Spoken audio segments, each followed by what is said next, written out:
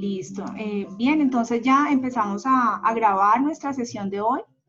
El tema es una educación basada en la filosofía de Charlotte Mason. Vamos a ver esta conferencia en dos secciones, ¿bien? La primera sección, entonces vamos a ver algo de principios generales o la filosofía educativa de Charlotte Mason. Esta sección pues la voy a dar yo, una pequeña introducción, y ya luego la segunda parte vamos a mirar los métodos, a nivel pedagógico, cómo podemos implementarla. Y también va a haber una tercera parte, que esta tercera parte la vamos a dar la próxima semana, donde vamos a tener ya estrategias metodológicas sobre la aplicación de diferentes herramientas que nos provee la metodología de Charlotte Mason, con ya de pronto información más específica de cómo poder implementar esas diferentes estrategias o métodos, ¿bien? Queremos pues que ustedes puedan llevarse una información que les anime a tener en cuenta esta metodología que nos aporta muchísimo en nuestro proceso de educación en casa.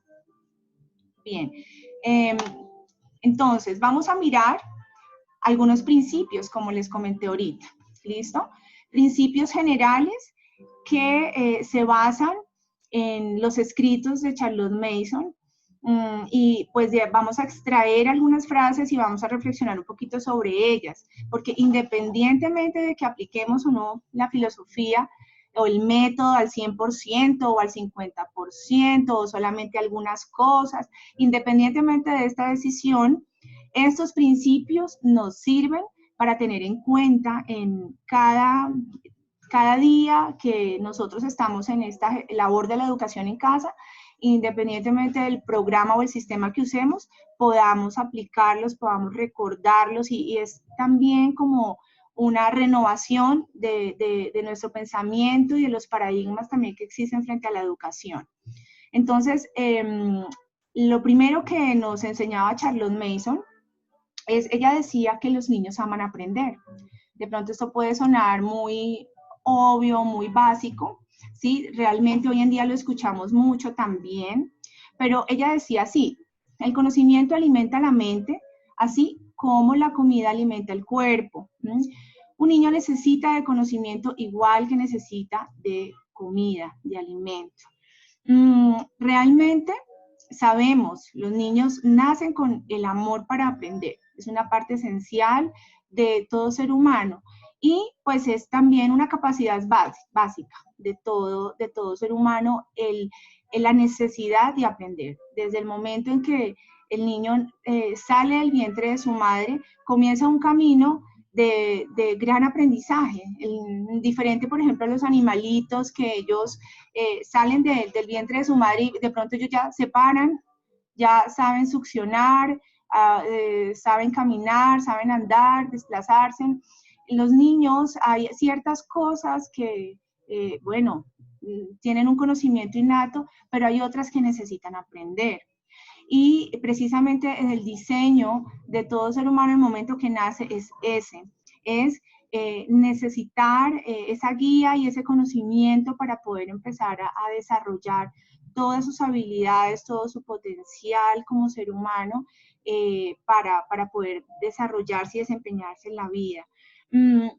Los niños, en cuanto al conocimiento, ellos realmente anhelan y les interesa mucho todo tipo de información.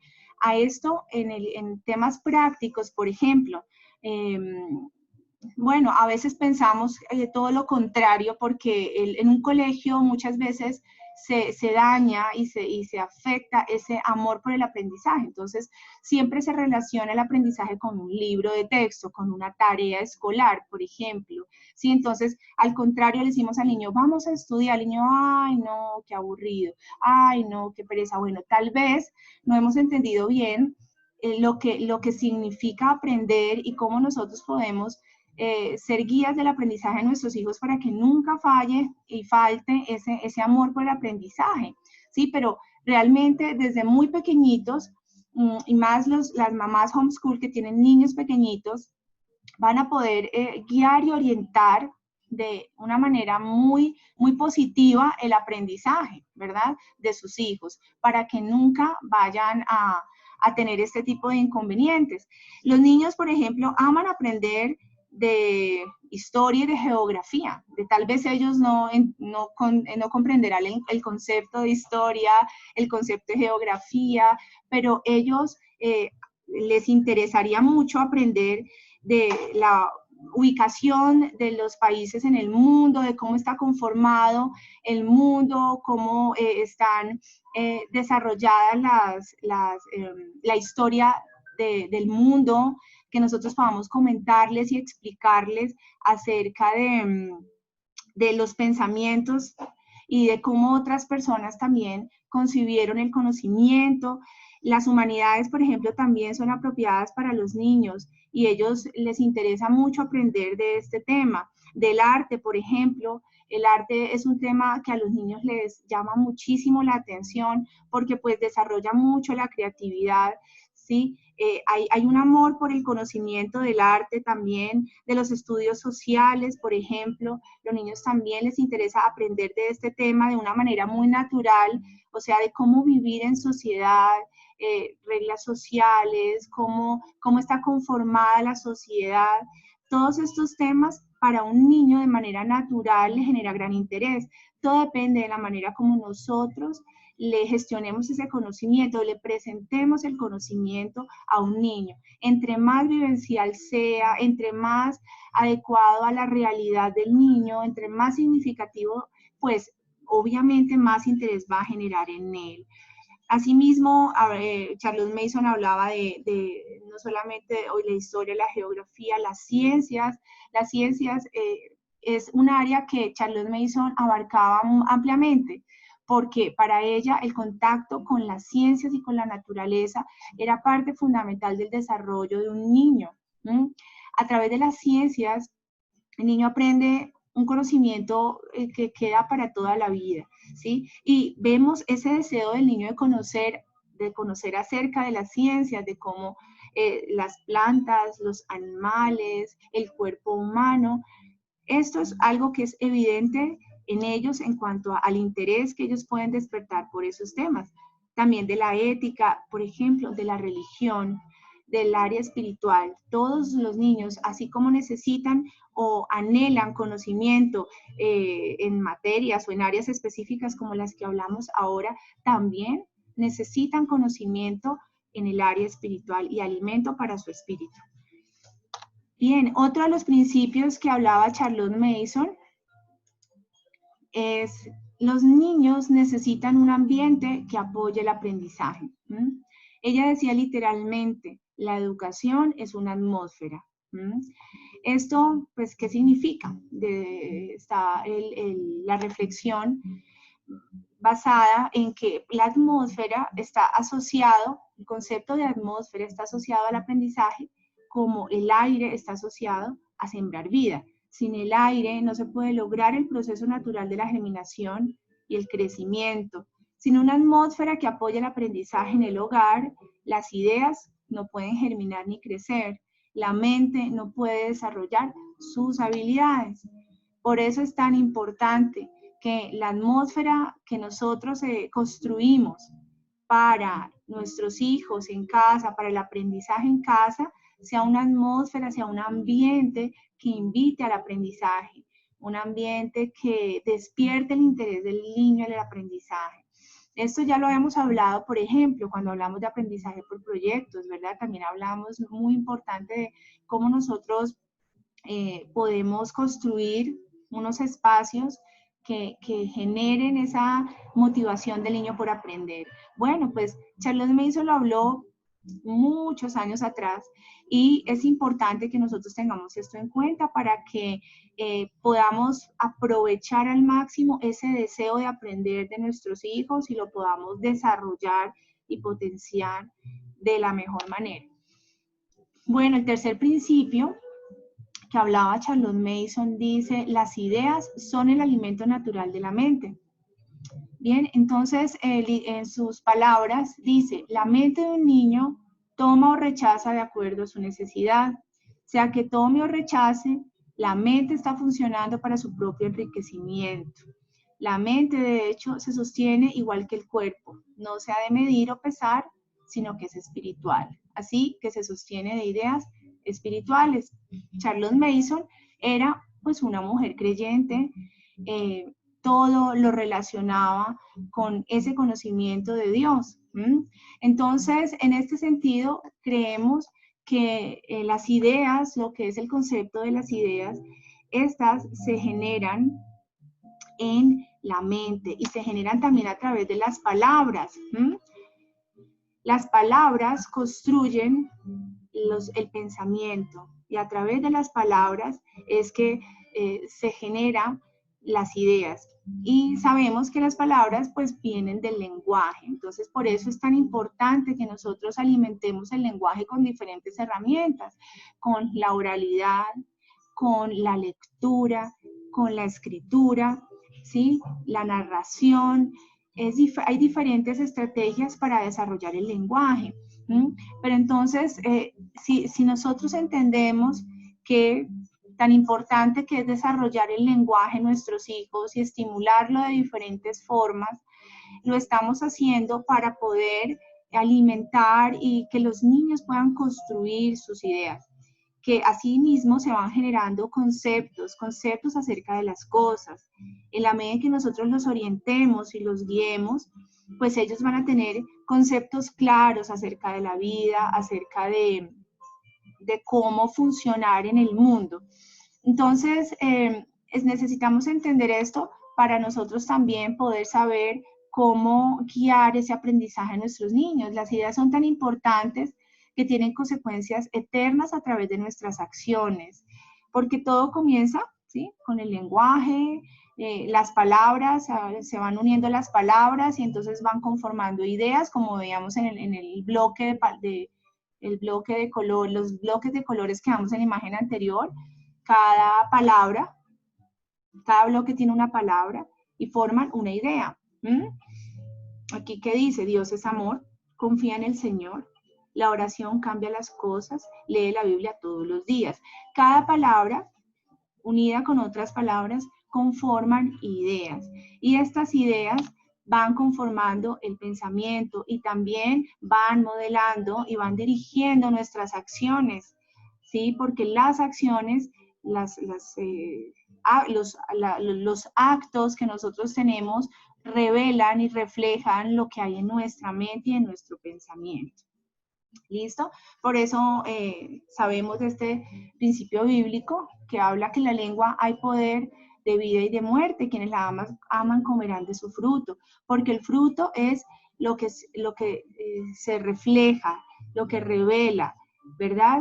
Lo que produce finalmente. Y este fruto pues proviene también de lo que nosotros decimos. Lo que nosotros decimos y hacemos proviene de las ideas, de los conceptos que tenemos en nuestra mente. Entonces, por eso es tan importante alimentar a nuestros hijos con ideas y conceptos que sean un verdadero nutriente para su mente, que sean ideas eternas, ideas que formen su pensamiento y que les ayude a vivir en esta vida tomando decisiones adecuadas y sabias. Bien, entonces, esto en todos los niveles, ideas a nivel, por ejemplo, en las áreas de estudio, en las ciencias, en las matemáticas, en la geografía, pues se generan ideas y conceptos. En el área espiritual también tenemos ideas y tenemos conceptos y principios claros. Entonces, en todas las áreas debemos saber alimentar a nuestros hijos con ideas que construyan su pensamiento. Bien, el cuarto principio importante para tener en cuenta que surge de la filosofía de Charlotte Mason es el movimiento, es esencial para el aprendizaje. Envolverse activamente es un elemento clave del aprendizaje para que un niño verdaderamente aprenda, decía Charlotte Mason. El concepto envolverse activamente es básicamente entender que el movimiento implica actividad y que el niño necesita un desenvolvimiento muy activo y natural en su proceso diario de desarrollo y sus actividades cotidianas. Debe estar siempre regido por el movimiento. Esto es algo que es natural en los niños, ¿sí? Dice, considere usar cualquier medio a la mano para crear un envolvimiento activo para sus niños. Por ejemplo, a través del aprendizaje con contexto. En otras palabras, busque aquellas cosas que el niño esté más familiarizado y conviértanlo en la base de su instrucción. Dele a su niño una razón para recordar y usar lo que le está enseñando. Hoy en día esto de pronto lo hemos escuchado, lo hemos relacionado con el aprendizaje significativo, ¿verdad? También es conocido como el aprendizaje con contexto.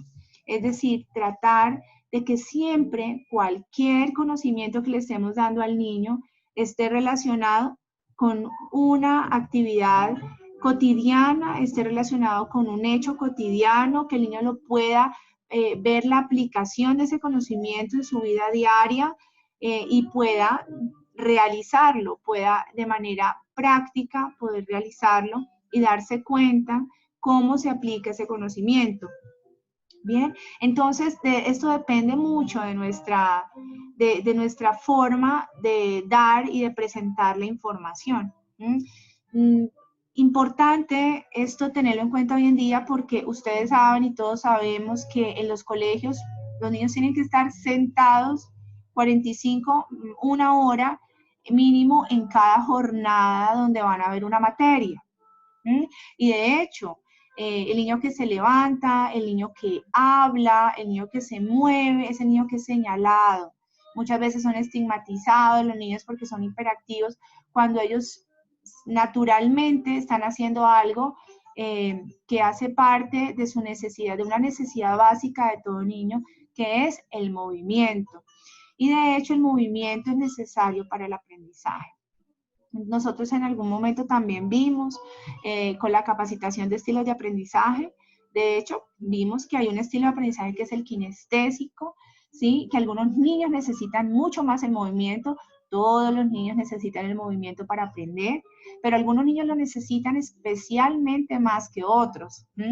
Entonces, si nosotros tenemos este conocimiento y entendemos esto, no vamos a exigirle a nuestros niños, aún en casa, que ellos tienen que estar completamente quietos y no pueden moverse al hacer una actividad. Tal vez nosotros podemos decirle, bueno, vamos a hacer lecciones cortas, vamos a hacer procesos de aprendizaje cortos y les vamos a dar la oportunidad para que entonces aplique ese conocimiento. Ahí puede moverse, ahí puede manipular objetos, ahí puede poner en práctica lo que aprendió, pero muchas veces las mamás o los papás traemos este paradigma de la escolarización tradicional o el sistema tradicional y nos molesta que nuestros niños se quieran mover todo el tiempo. Entonces, es un llamado también a que lo veamos como una necesidad y como algo que el niño debe hacer para su desarrollo integral. Es clave para el aprendizaje, el envolvimiento activo o el movimiento en general. Bien, entonces tengamos mucho en cuenta esto. A través de sus sentidos el niño está aprendiendo y en el momento en que el niño tiene una libertad para desenvolverse, está usando todos sus sentidos para aprender. ¿Listo? Bueno, el siguiente principio nos habla de que la formación, nos habla acerca de la formación de buenos hábitos. Charles Mason tenía una frase y decía, el hábito es 10 naturalezas. Bueno, esta frase es un poco extraña y tal vez no la entendemos a la primera, pero ya vamos a tratar de dar las ideas que nos permiten entender esto. También decía, el niño no debe ser dejado a su naturaleza humana. Esto es precisamente lo que la mitad de los padres en el mundo y 3/4 de los maestros están satisfechos de hacer. También decía, los hábitos del niño producen el carácter del hombre. Entonces, Charles Mason se dio cuenta en su época, ¿no?, que habían también perspectivas, como vemos hoy en día, con más fuerza todavía, ¿no?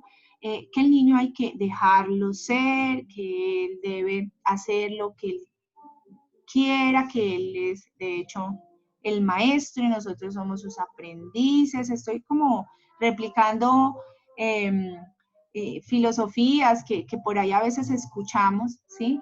Que él, el niño por sí mismo sabe cómo conducir su vida. Y pues realmente vemos que desde los principios fundamentales esto no es correcto, esto no está bien y no es sano para el desarrollo del niño, el desarrollo integral. La formación de buenos hábitos requiere instrucción, por eso hablamos de formación. ¿Sí? El niño de manera natural y espontánea no tiene buenos hábitos, no desarrolla buenos hábitos. ¿Mm? Entonces, por eso es importante que haya una instrucción. Charles Mason creía que los niños necesitaban ser amados de una manera firme y fuerte. Necesitaban ser guiados y enseñados, en lugar de dejarles que se gobiernen infelizmente, porque los niños a los que se les da demasiado poder se hacen inseguros y miserables. Esto es parte del escrito, de los escritos de Charles Mason en sus libros. Es importante que los padres entendamos esa misión tan importante que tenemos en la educación y la crianza de nuestros hijos. Necesitamos guiarlos con amor, pero también con firmeza. Necesitamos tener metas y propósitos claros en su educación y orientarlos y guiarlos hacia esos propósitos. Los hábitos establecidos en los niños por los padres pueden y de hecho afectan la vida del niño en rendimiento, en actitud y en percepción. Es decir, muchos de nosotros ya en este camino del homeschool estamos, como dice, 24/7 con nuestros hijos. Nos hemos dado cuenta de cómo influimos con nuestros hábitos, ¿verdad? Y a veces nosotros como padres no tenemos buenos hábitos, no nos enseñaron, no formaron en nosotros buenos hábitos. Algunos nosotros los aprendimos en la vida, ¿sí? Y los fuimos aprendiendo con base en las dificultades que hemos tenido, ¿sí? Pero tal vez algunos de ellos no nos enseñaron. Entonces, asimismo, no sabemos cómo enseñarlos y dejamos a nuestros hijos como asimismo de pronto estuvimos nosotros o algunos de ustedes.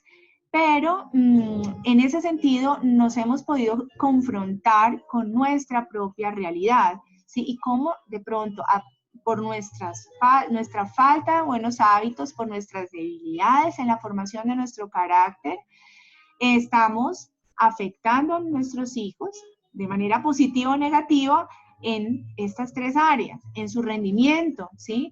De pronto ellos no rinden intelectualmente, ellos no se desarrollan en este sentido de una manera ideal, con todo su potencial, porque de pronto nuestros hábitos o lo que nosotros les infundamos a ellos no les permite desarrollarse con un buen rendimiento.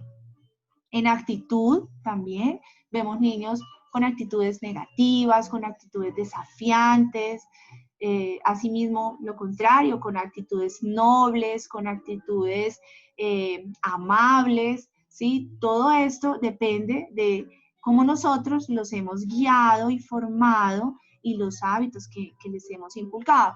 Igualmente en percepción, ¿en qué sentido? Cómo ellos perciben el mundo, cómo ellos perciben la realidad que les rodea, ¿sí? Las cosas que ellos creen que son normales, porque nosotros les hemos de pronto infundado que son normales cuando tal vez no son normales, ¿sí? O viceversa, que tal vez hemos exagerado, ¿sí? En la percepción de ciertas cosas y les hemos distorsionado su percepción acerca de algo, ¿bien? Entonces, todas estas cosas influyen, los hábitos influyen y afectan la vida de los niños. Charles Mason también creía que el hábito podía ser más poderoso que la naturaleza en estas tres áreas. De ahí que el hábito es 10 naturalezas, ¿sí? Porque los hábitos influyen sobre la naturaleza de los niños. sobre su naturaleza, su tendencia natural. ¿Mm? Y así, entonces, es nuestra responsabilidad y la influencia que nosotros debemos ejercer en ellos para que los niños tengan buenos hábitos y superen en 10 a su naturaleza. ¿Mm? Este es el poder que tenemos como padres cuando escogemos establecer buenos hábitos para nosotros y para nuestras familias. Entonces, Charles Mason hablaba de 3 grandes hábitos: hábitos físicos, hábitos intelectuales y hábitos morales. Bien. Aquí entonces, claro, podemos pensar en muchas cosas. Cada uno de ustedes piense cómo están desarrollando y cómo están influyendo para generar buenos hábitos en el ámbito físico, ¿sí? En la parte de su desarrollo motriz, en la parte de su desarrollo deportivo, y no solamente esto, con el hecho de que nosotros le enseñemos a nuestros niños a recoger los juguetes después del desorden que hacen jugando. Esto es un hábito físico. Implica movimiento, implica usar todo su cuerpo. Eso es un buen hábito. ¿Mm?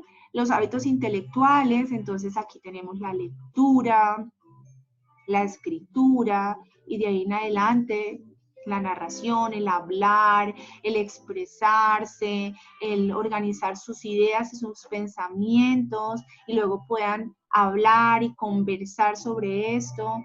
Hábitos intelectuales, claro, y hábitos morales también, a nivel espiritual. ¿Qué le estamos inculcando a nuestros hijos? ¿Qué principios morales, espirituales estamos inculcándoles? Estos 3 son necesarios para el desarrollo integral de un niño. Bien, entonces, en esta primera parte, pues, hemos visto estos principios que nos ayudan a reafirmar de pronto algunas cosas, algunas formas en que nosotros ya hemos usado para enseñar, para criar, para educar a nuestros hijos, y de pronto otras que no las estamos tomando muy en serio, y el llamado es a eso precisamente, a que nos tomemos muy en serio la educación de nuestros hijos y lo que les estamos a ellos inculcando, y cómo nosotros estamos siendo facilitadores, mediadores de sus procesos de aprendizaje. Bien, entonces voy a darle una mirada al chat antes de empezar en esta segunda parte, a ver si de pronto hay alguna pregunta o comentario. ¿Listo? ¿Listo? Entonces voy a mirar por acá. Bueno, algunos comentarios como de confirmación que todo estaba bien con el audio. Listo, perfecto. Entonces, esta parte creo que nos puso fue a reflexionar. Si tienen alguna pregunta, pues la pueden dejar en el chat, y entonces vamos ya a hacer la introducción a la segunda parte, que es ya lo que de pronto nos interesa mucho más, que es, bueno, ¿y en qué consiste la metodología? ¿Cómo la aplicamos? ¿Qué estrategias hay o qué herramientas hay? Entonces aquí vamos a darle la palabra a Elsa. Voy a reiniciar tu audio, Elsa, para que puedas arrancar y puedas hablar. Y ya entonces en este momento quedas tú libre para presentarte. Yo sigo aquí manejando la presentación de PowerPoint, entonces tú me vas indicando cuando debo avanzar. Bueno. Está bien. Hola, muy buenas tardes a todos. Mi nombre es Elsa María Gutiérrez. Llevo trabajando con Charlotte Mason, estudiando la filosofía, aplicándola realmente 4 años de forma ya continua. Pero vengo estudiando desde mucho más atrás esta filosofía que me ha parecido, pues, que nos ha revelado muchas cosas de los propósitos de Dios en la educación de nuestros hijos y en nuestras vidas. Nosotros somos una familia conformada por mi esposo, un niño de 9 años que se llama Juan Miguel y un niño de 5 años que se llama Gabriel. Entonces, bueno, espero poderles servir y cualquier duda, lo que necesiten, entonces estamos aquí listos para responder. Empecemos entonces, Mel. Bueno, es importante cuando vamos a trabajar una filosofía nueva, cualquier tipo de filosofía educativa, saber que todo tiene un trasfondo, que es más allá de poder dar herramientas de trabajo.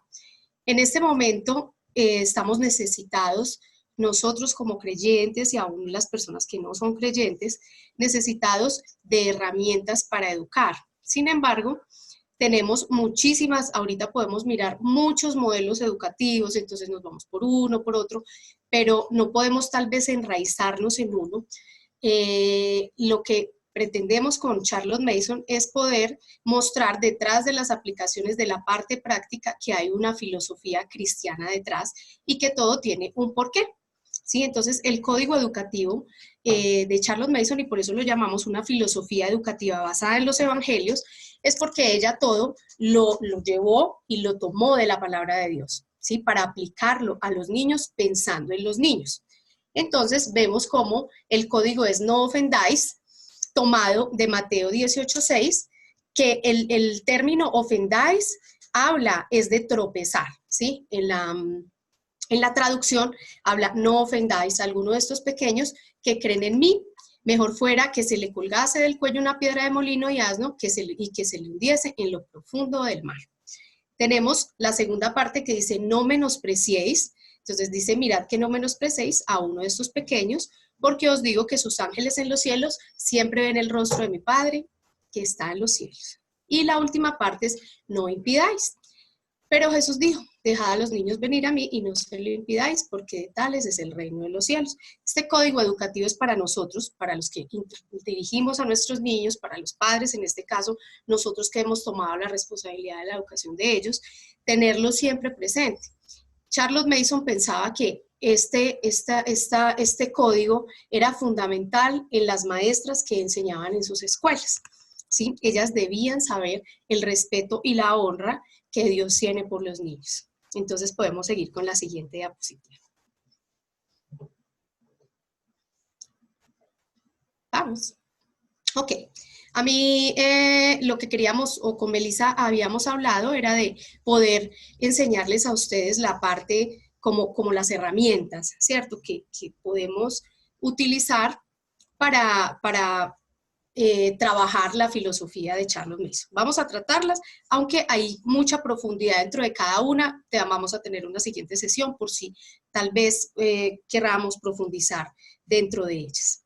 Una de las herramientas que ella utilizaba vital eran los libros vivos, ¿sí? ¿Qué es un libro vivo? La mejor forma de escribir un libro vivo es describir que no es un libro vivo, ¿sí? Un libro vivo es todo lo contrario a un libro de texto, ¿sí? Ella creía que nosotros debemos amar la literatura, pero es una literatura bien escrita, ¿sí? Que los libros son los que realmente nos van a conectar con esas mentes fantásticas, con esas mentes reales que vivieron cosas y trasladarlas a nuestra mente.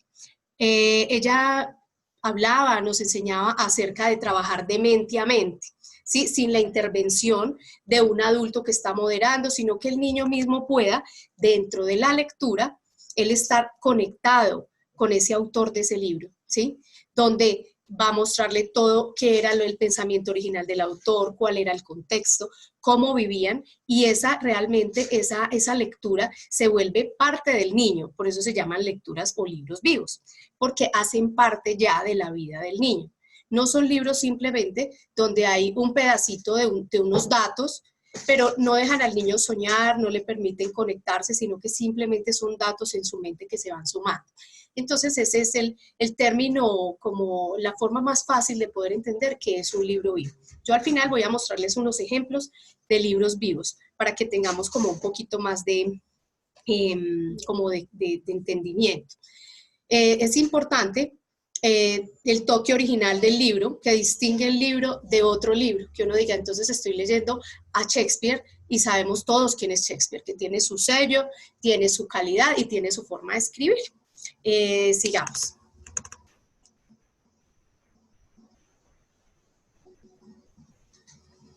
Listo. Los libros debemos exponerlos a las mejores mentes, a las mejores calidades de los libros que nosotros podamos escoger. es necesario que lo hagamos porque la mente de nuestros niños necesita aprender, como Melissa nos explicaba anteriormente, él necesita, así como su cuerpo necesita alimento, su mente necesita las ideas. ¿De dónde tomamos las ideas? Las ideas las tomamos de las mentes originales o de las mejores mentes. Sí, ese es el propósito. Nosotros tenemos el libro vivo por excelencia, es la palabra de Dios para nosotros. De ahí en adelante hay muchos libros que pueden ofrecernos muchas buenas ideas con las cuales saciar y alimentar la mente del niño de una manera variada. ¿Sí? No solamente leemos de historia, sino que leemos de ciencias, también leemos matemáticas, leemos biografías, y así enriquecemos la mesa del niño para que él pueda de ahí extraer el aprendizaje que él necesita, sin que necesariamente una persona esté enseñando o moderando. El niño mismo toma, como en una mesa, la dieta que se le ofrece de muy buena calidad, y el niño toma por sí mismo, él mismo hace su digestión, porque el conocimiento es suyo.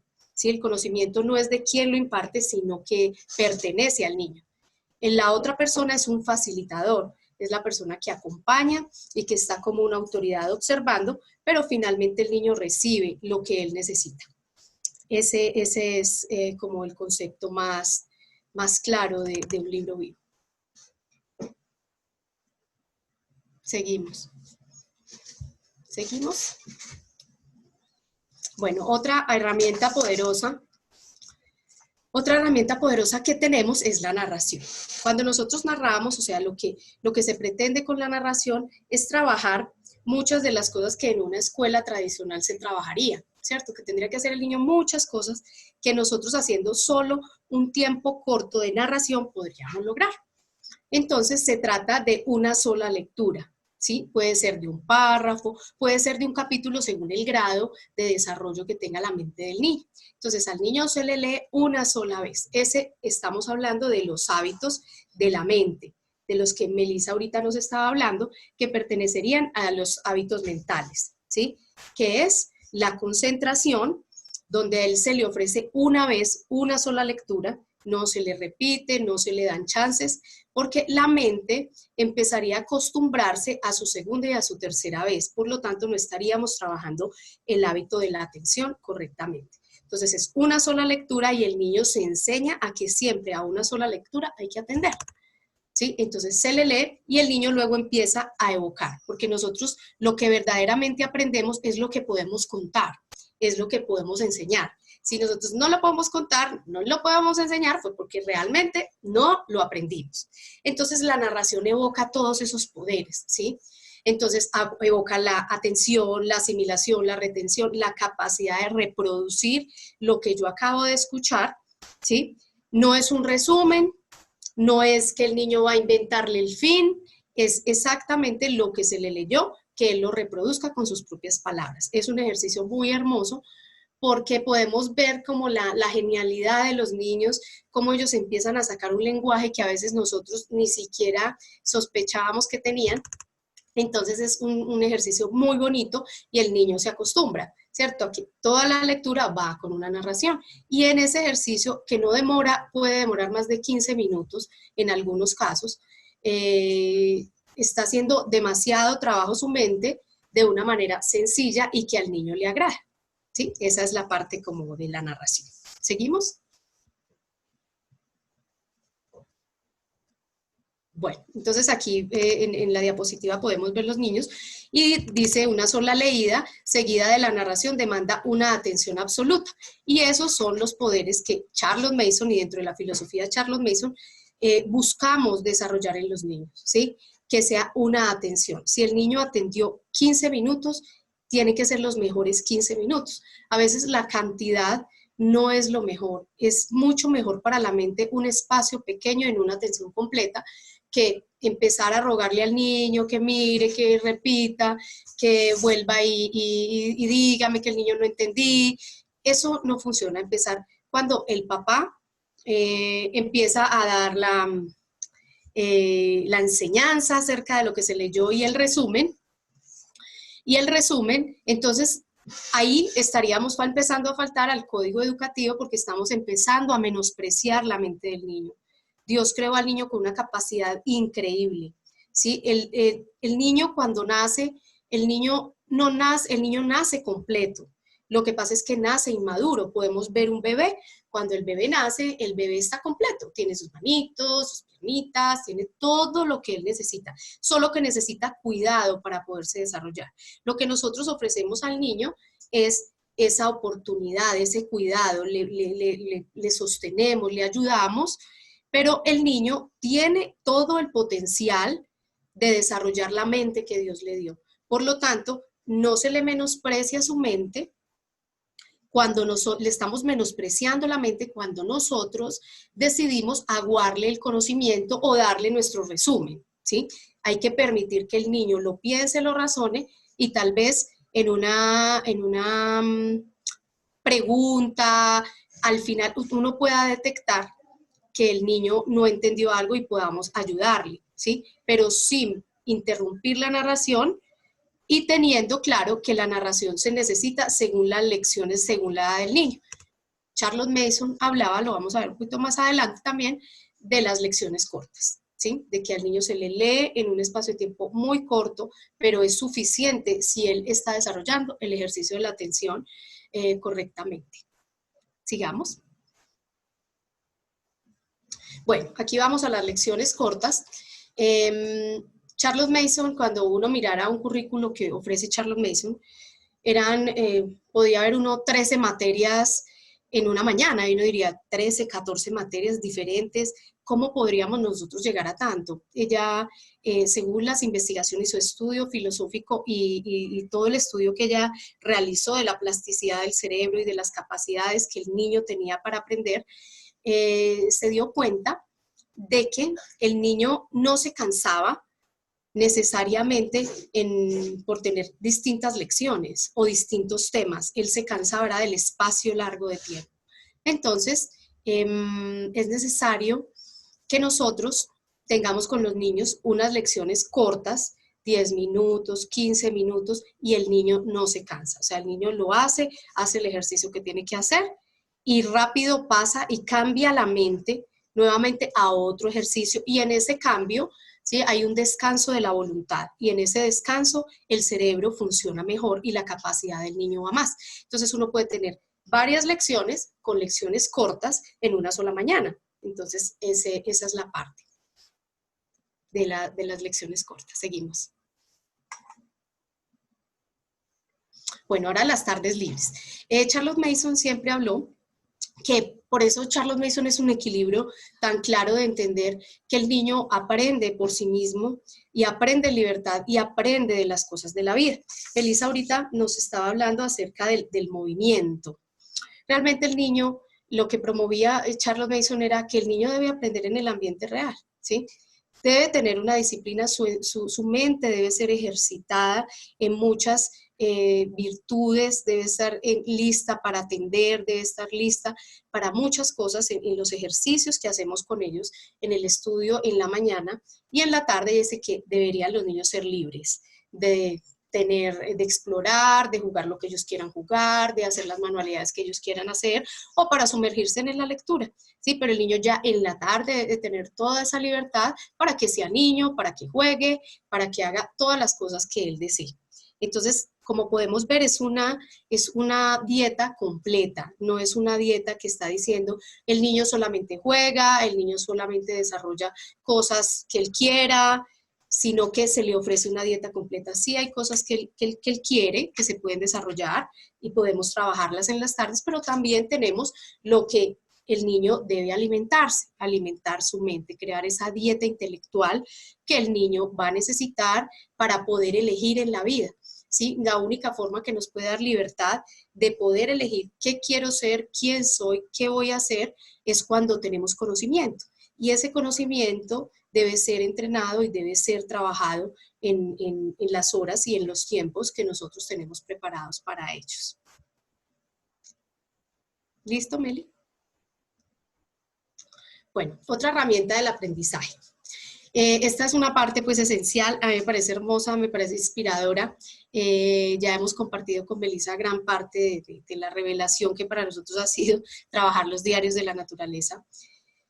realmente el fruto que nosotros llevamos con el niño desde que entendimos la necesidad que ellos tenían de estar al aire libre, de observar, de poder ver, hacer sus primeros estudios de ciencias por ellos mismos, tocando, viendo, haciéndose preguntas, oliendo, escuchando las cosas naturales. Sabemos que la creación y la naturaleza es una forma en la que Dios se ha revelado al hombre, ¿sí? Entonces allí hay una riqueza, hay una belleza, hay un conocimiento increíble, y lo que hace el niño es generar ese autoconocimiento, ¿sí? No está guiado por el papá que debe hacer esto, mira esto, sino que el niño mismo en libertad empieza a explorar y empieza a aprender por sí mismo, ¿sí? Es hermoso cuando ellos empiezan a conocer su hábitat, la belleza de las flores, la diferencia que hay entre un árbol y otro, porque están puestos allí, que todos tienen sus propiedades medicinales y que tienen un propósito.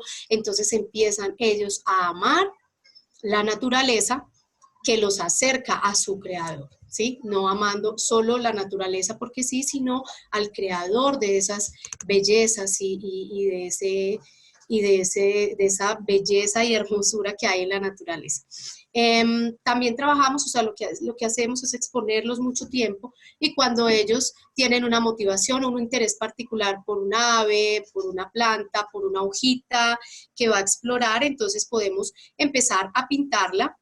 Estamos generando otros aprendizajes como la atención, como el detalle, como la minuciosidad, ¿sí? De que él empiece a pintar lo que observa, ¿sí?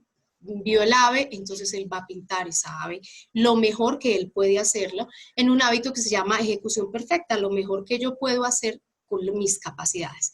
Entonces ahí estoy dándole al niño la oportunidad de que su mente sea ejercitada como Dios se la dio, ¿sí? Entonces el niño empieza a crecer en ese ejercicio de belleza y hermosura, a jugar con los colores, a ver el detalle, decir, mira mamá, esta hojita tan linda, yo no sabía que tenía estas rayitas, la mira con la lupa, él la cuida, la ama, la guarda, la atesora, ¿sí? Es un acercamiento a la verdadera ciencia. Esos son los principios científicos que debe tener cualquier niño, la naturaleza que lo rodea.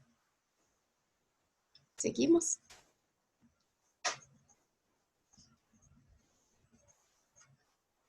¿Seguimos, Meli?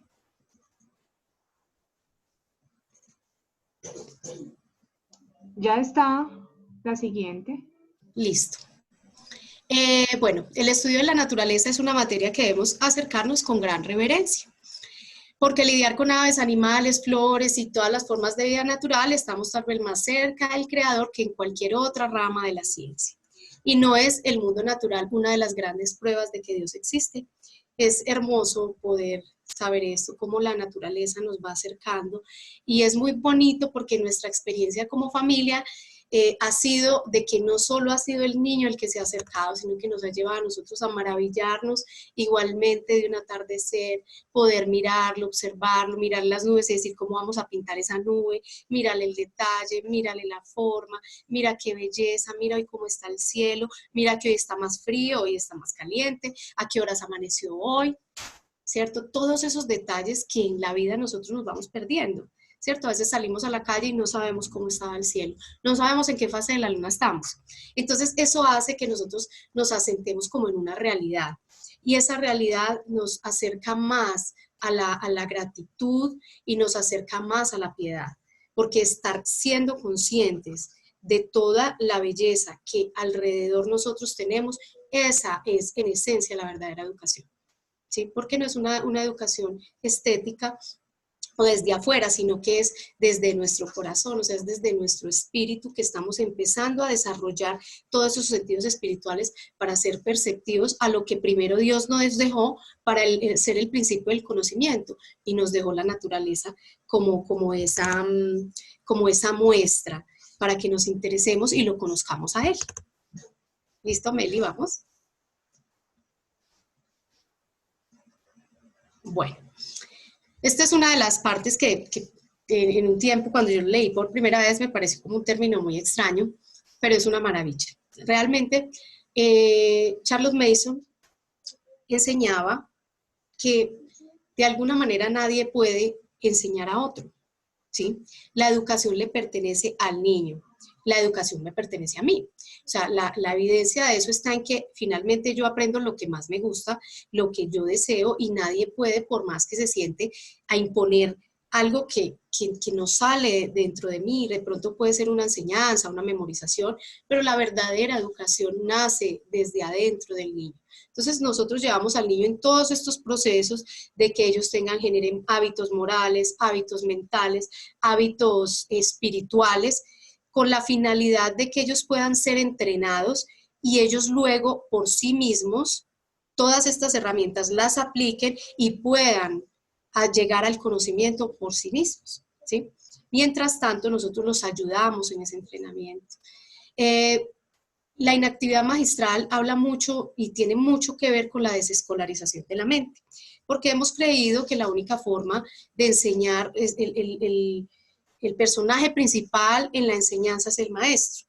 Nosotros estamos hablando de educación, donde el personaje principal es el niño en cuanto a la educación, ¿sí? Entonces, la inactividad magistral habla del arte de quitarse del medio, de que mientras el niño está leyendo, estamos haciendo una lectura en voz alta, el niño pueda recibir, así sea de un párrafo, según la edad del niño, y que él reciba y que haga ese ejercicio mental y esa meditación para luego el poder expresar, ¿sí?, por sí mismo lo que él cree, lo que él piensa, ¿sí?, sin que la mamá tenga que estarle o el papá diciendo esto sí, esto no, esto mira, esto no, ¿sí?, sino que permitir que el niño haga ese ejercicio y evoque todas sus capacidades para eso. Quitarse de en medio a veces es difícil porque requiere confianza, no en el niño, no estoy hablando de la confianza en el niño, sino requiere confianza en entender qué fue la capacidad para lo que Dios creó a ese niño, ¿sí? Entonces, nosotras nos aceleramos, nosotras nos preocupamos, miramos la manera, buscamos la forma, pero realmente no estamos teniendo la tranquilidad y la inspiración que debemos tener como madres y como padres en ese proceso de aprendizaje que es tan hermoso, donde lo que más puede estar influenciando al niño es la tranquilidad y la calma que tiene la mamá, la inspiración y la belleza que ella encuentra dentro de todas esas cosas hermosas que se están aprendiendo. Sí, cuando el niño empieza, entonces nos volvemos inspiradores y nos quitamos de en medio. Entonces esta frase es muy bonita, es una pintura linda que habla de cómo la Madonna, no importa desde qué punto te mire, tiene esa particularidad de que no importa el punto en que ella está mirando, ella está mirando con mucha tranquilidad, ella está mirando con una dulzura y con una belleza a todos esos hijitos que tiene alrededor, y eso es lo que tenemos nosotros que tratar de inspirar a esos niños y que ellos en nuestra mirada logren la tranquilidad.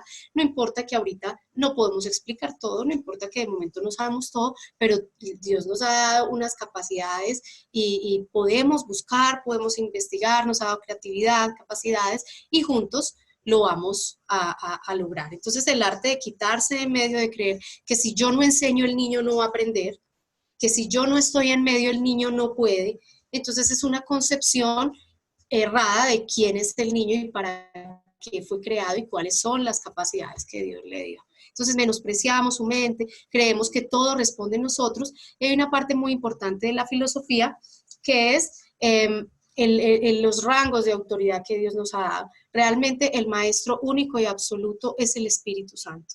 Nosotros somos unos colaboradores suyos, respondemos en obediencia a Él, en lo que Él nos ha mandado, en su palabra, funcionamos como autoridades frente a nuestros niños, buscamos lo mejor, pero en últimas, el responsable de la enseñanza, el responsable es el Espíritu Santo de llevar toda esa enseñanza a la mente y al corazón de ese niño. Entonces, ahí reposa nuestra confianza, que aunque nosotros no seamos perfectos en todas las cosas, el Espíritu Santo sí es perfecto y sabe qué está haciendo, y Él utiliza nuestros pobres esfuerzos, nuestras capacidades para hacer y para orar en ese niño lo que Él quiere hacer.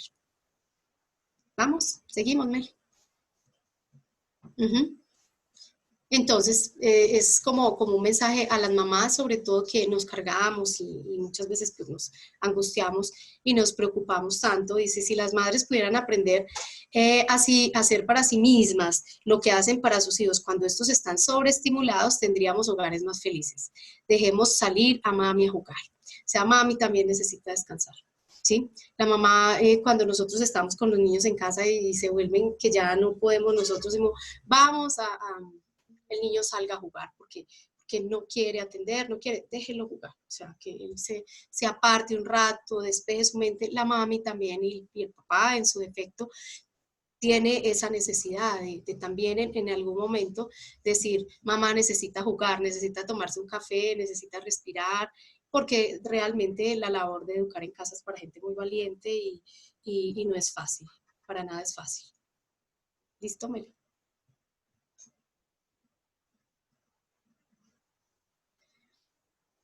Bueno, cuando reconocemos que Dios nos concede la crianza de los niños y que no es librada a los padres, que Él trabaja también en las formas que tenemos que estar atentos para no estorbar, entonces podemos aprender confianza, humildad y sabiduría.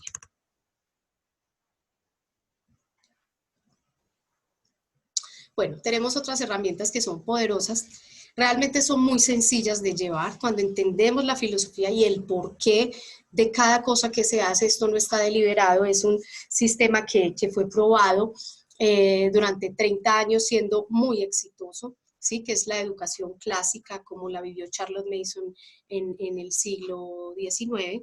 Entonces tenemos el copiado. El copiado es la manera en que hoy diríamos que se trabaja la lengua, en que se trabaja español. La mejor manera que ella hablaba es el niño puede escribir de un modelo, ¿sí? Puede escribir de un modelo una frase corta, recordemos las lecciones cortas, y al transcribirla, el niño debe empezar a ejercitar todos estos hábitos que hablamos, que serían en este caso hábitos mentales. ¿Sí? Donde está la concentración, escribir correctamente, hacer las letras bonitas, la caligrafía, y empezamos a trabajar en ese pedacito. Podemos trabajar en la, estamos hablando de que el niño puede empezar a tener gramaticalmente la corrección, es decir, bueno, esto se escribe con mayúscula, aquí va la coma, y vamos enseñando poco a poco, sin necesidad de meter reglas gramaticales, sino aprendiendo de forma natural, cómo se entiende, cómo se dice, y ya en tiempo posterior, ¿sí? Cuando estamos hablando ya de un niño ya en bachillerato, podría estar tomando la gramática, ¿sí? Ya seriamente, cuando él simplemente le va a poner nombre a lo que ya sabía hacer. ¿Sí? Esa es la forma natural en que se maneja el copiado. Los pequeños manejan, digamos, versículos pequeños, textos pequeños de libros vivos, de libros hermosos, pueden ser la Biblia, pueden ser himnos, pueden ser poemas, ¿sí? Que el niño puede estar transcribiendo y vamos a ver todo el progreso y todo el esfuerzo que requiere que un niño se concentre a hacer con una ejecución perfecta, que es hacer lo mejor que puede con las capacidades que tiene. Vamos a ver el progreso en muchas áreas, en la concentración, cómo van mejorando la caligrafía y cómo poco a poco ellos van entendiendo naturalmente las reglas de la gramática sin necesidad de imponerles y ponerles nombres que todavía ellos no están en capacidad de poner porque no saben de qué les están hablando. En el dictado, para niños ya un poquito más grandecitos, estamos hablando de un dictado para un niño después de 9, 10 años, que ya ha pasado la época del copiado, podemos empezar a hacer un dictado, ¿cierto? Y ahí vamos a evocar otros poderes que tiene la mente, ¿sí? De que el niño ya no va a ver, sino que el niño va a escuchar, entonces va a aprender a tener otro tipo de atención auditiva para que él pueda escribir correctamente lo que ya se le está diciendo. El estudio del arte es bellísimo, es fundamental porque las buenas ideas, como nos hablaba Melissa, no solamente están escritas en libros, también las tenemos en la buena música y las tenemos también dentro del arte. Cuando miramos la belleza de la naturaleza, estamos hablando de las mismas ideas. Cuando vemos la naturaleza, Dios nos está comunicando esas bellas ideas en las que nuestra mente se tiene que deleitar y en las que nuestra mente debe nutrirse, ¿sí? Cuando vemos una obra de arte hermosa, también allá hay belleza, también hay un mensaje, también hay buenas ideas. ¿sí? Que se están reflejando dentro de todas esas pinceladas. Hay una mente detrás, y hay una mente poderosa, una mente sabia, tenía sabiduría y quería comunicar algo, ¿sí? Y es una mente auténtica.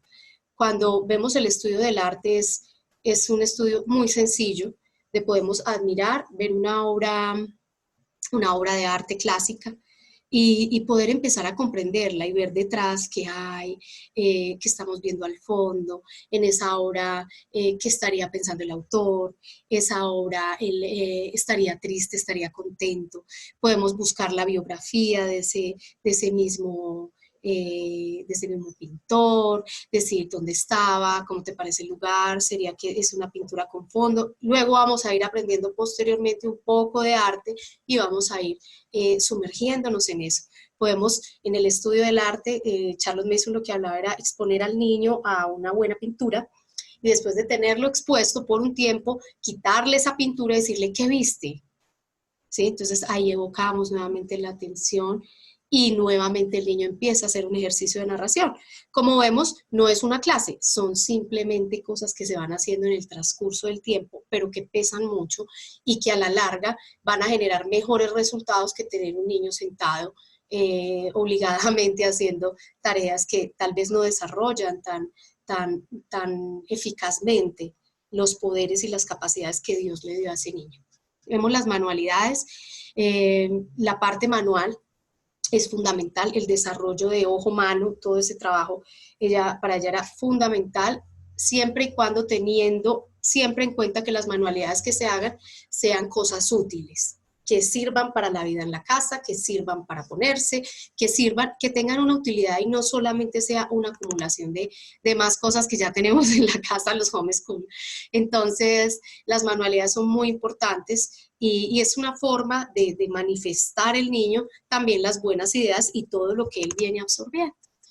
Tenemos la poesía, que es hermosa, es una de las áreas que sacaron de las escuelas, pero el contacto con las buenas palabras, el contacto con la belleza escrita, es un banquete para el niño, ¿sí? Cuando empezamos a trabajar ciertas poesías, a hacer lecturas hermosas, ver cómo se juegan con las palabras, entonces los niños empiezan a amar la literatura, empiezan a amar el leer y estamos alimentando sus gustos, ¿sí?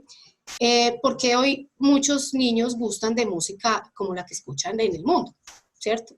¿Por qué? Pues porque sus gustos han sido entrenados para eso. Nosotros debemos entrenar y tenemos la responsabilidad de entrenar los gustos de los niños con la buena música, con el estudio del arte, con la poesía. Entonces su léxico se va a enriquecer, el niño va a hablar mejor y va a tener mucha más libertad para él poder expresarse. Entonces, como vemos, el aprendizaje no está separado por áreas, no, simplemente todo viene y se conjuga en lo mismo. Finalmente el conocimiento es uno solo, principalmente el conocimiento de Dios. Hablamos del conocimiento del hombre y el conocimiento del medio. Y ahí, a raíz, con todas estos pilares que Charlotte Mason nos daba, podemos construir ese verdadero aprendizaje. Música y compositores igualmente es exponer al niño permanentemente a buenas obras. Podemos, mientras estudiamos matemáticas, podemos tener al fondo el compositor que estamos estudiando, nosotros estamos estudiando el barroco, entonces esa semana leemos la biografía y esa semana misma estamos escuchando y estoy entrenando el oído de mi hijo, mientras que están jugando, está siempre en contacto con la buena música. También se puede solamente tener solo música clásica.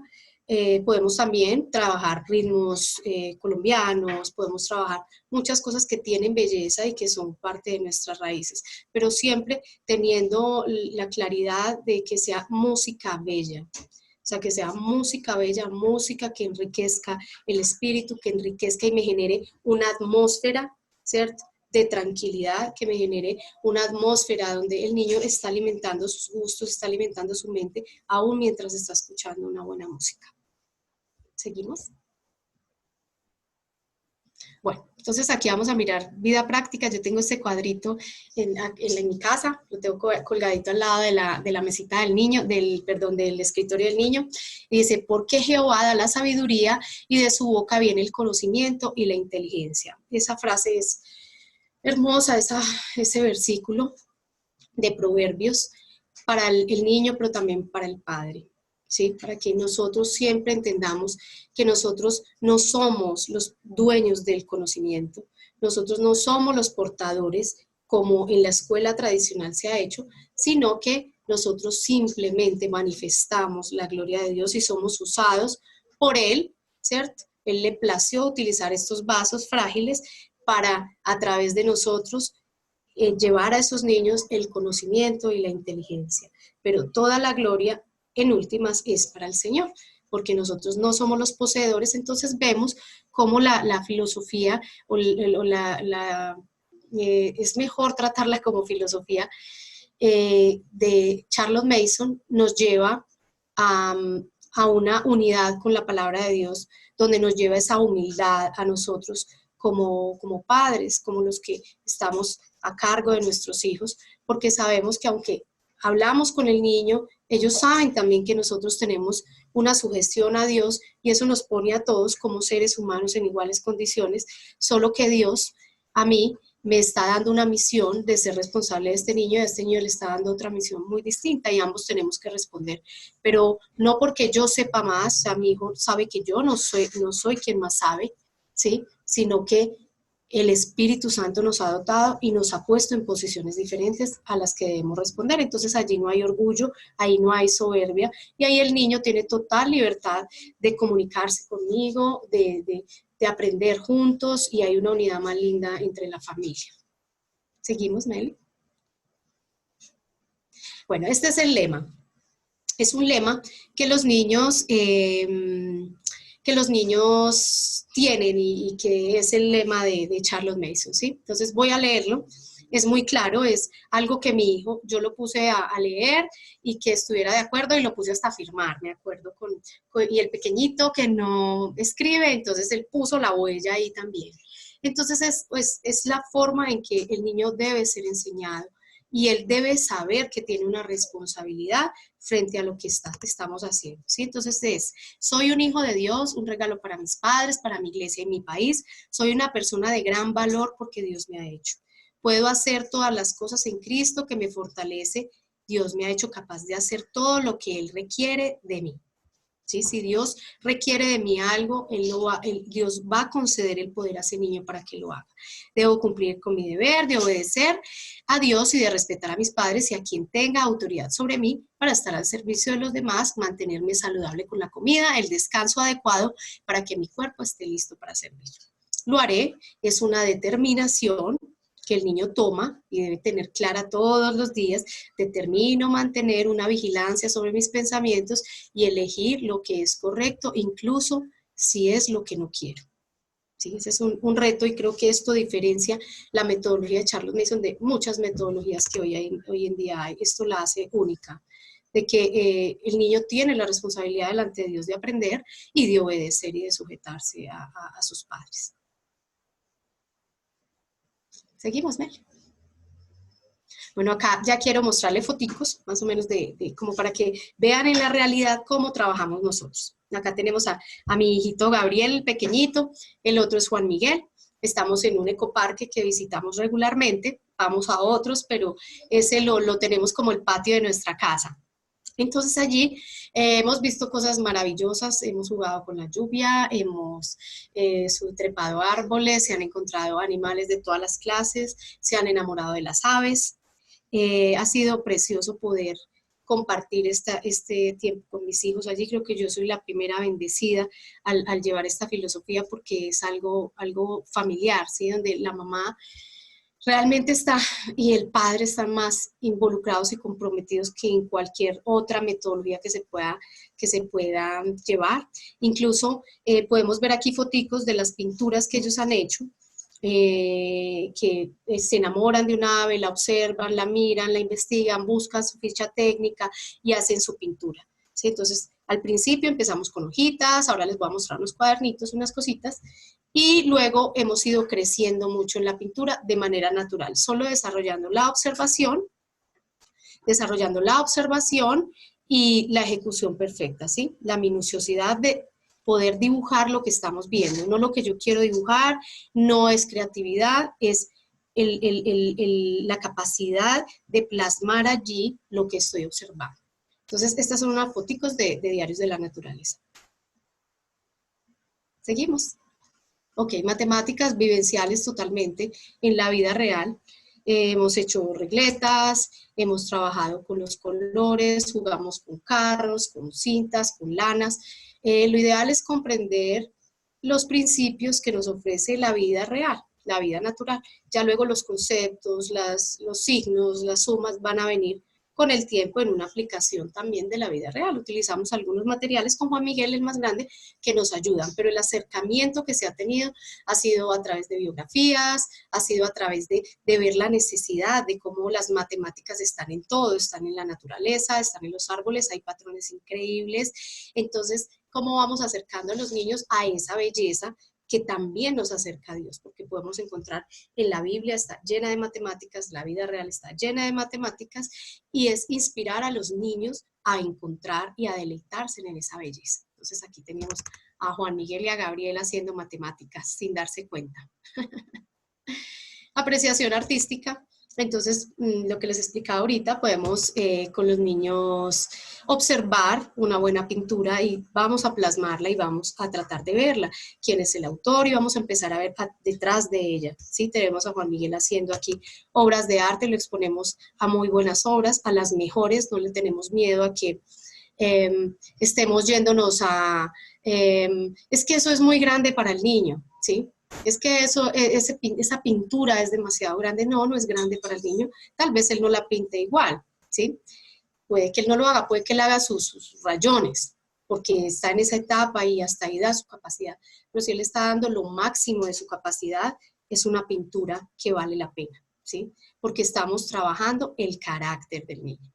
No estamos trabajando en hacer las cosas iguales a como las vemos. Exactamente, lo tratamos y hacemos lo mejor que podemos, pero ese es el trabajo que hay que hacer, el del carácter del niño. ¿Seguimos? El copiado, aquí tenemos a Juan Miguel, yo le escribimos, aquí él está copiando un libro que yo lo he modificado un poco para que tuviera letra más grande. Sí, aquí está el catecismo de Charles Spurgeon. Yo se los hice en letra grande con los enunciados en azul y la otra letra en negro. Entonces cada una de los puntos de ese catecismo, él lo escribe, ¿sí? Un día, 2 veces a la semana, como lo quieran manejar, como se quiera pues manejar. Entonces él escribía el párrafo completo, yo se lo escribía, ahí está completamente bien escrito, lo cual lo lleva a atender muy bien porque no tendría excusa en, digamos, poner un signo mal o una letra mal, porque él sencillamente está viendo y no tendría por qué equivocarse. Eso nos lleva a la ejecución perfecta, donde él observa y nuevamente está replicando lo que él ve, ¿sí? Entonces está escribiendo con entendimiento, con todos los sentidos, no jugando acá, sino con toda la atención. 10, 15 minutos de escritura es suficiente en el copiado. Bueno, libros vivos. Libros vivos es un tema grande. Yo ahorita voy a mostrarles, si tenemos tiempo, algunos. Acá tengo la muestra de mis niños desde el más chiquitico, que estábamos estudiando los egipcios, y conseguimos un libro de Tutankamón. Ese lo conseguimos en la biblioteca. Roma, tenemos muchos libros, ¿sí? Acá hay un libro que no es un libro vivo, pero lo quise poner para que podamos, y nos surja también la pregunta de un atlas, por ejemplo, ¿es un libro vivo o no es un libro vivo? ¿Ustedes qué piensan? Entonces, ahorita que profundicemos un poquito más en algunos libros que tengo, que les voy a mostrar, ustedes me van a decir si el atlas es un libro vivo o no es un libro vivo, según lo que hablamos ahorita. ¿Qué piensan ustedes? Entonces, tenemos mis niños muy expuestos a todo lo que es la literatura. Seguimos, Mel. Manualidades, aquí estamos haciendo manualidades de todas las clases, todos los sabores, colores, para cumpleaños, hacemos para nuestros regalos, todos son manuales, entonces le damos un valor significativo a las cosas que hacemos. Por aquí estábamos, según lo que vamos estudiando, podemos hacer una manualidad con respecto a lo que estamos aprendiendo, egipcios y todo lo que a ellos se les ocurra, ¿sí? Que se les ocurra, que sea útil, tarjetas, todas esas cosas son válidas dentro de la educación Charlotte Mason. Apreciación musical, nuevamente hablamos, es exponer al niño. Aquí tenemos la biografía de Juan Sebastián Bach, vemos una pequeña reseña, ¿cierto?, de su biografía. Entre más grande es el niño, pues más inquietud, si a ese niño se le despierta la curiosidad de saber quién era Bach, pues más le vamos a ampliar porque el niño está pidiendo ese conocimiento. Podemos ver con mi padre, aprovechando la familia, para ir a los mejores conciertos, a la mejor música que los podamos exponer. Que ellos puedan ser unos críticos, que puedan entender el mensaje que hay más allá, que pues a muchos de nosotros no nos enseñaron porque no nacimos en familias musicales, y a ver la belleza de los instrumentos. También los tenemos en clase de música, mi niño toca flauta, ya él lo hace por sí mismo, tuvimos una profesora muy linda que los inspiró, a enseñarles ciertas cosas, a leer la partitura, a entender la música, así como también hay belleza en las matemáticas, encontramos la belleza en la música, y él ahora pues lee música y prepara sus propias canciones, las monta, también se ayuda, busca las soluciones a los problemas que tiene, que no entiende, pero lo hace por sí mismo. Vemos también la exposición a las bandas, que nos encantan las bandas, entonces aprovechamos todos los festivales y las cosas que hay con bandas para ir a disfrutar de la belleza de la música. ¿Seguimos, Meli? Comprensión científica, un acercamiento a las ciencias en cosas naturales de la casa, ¿cierto?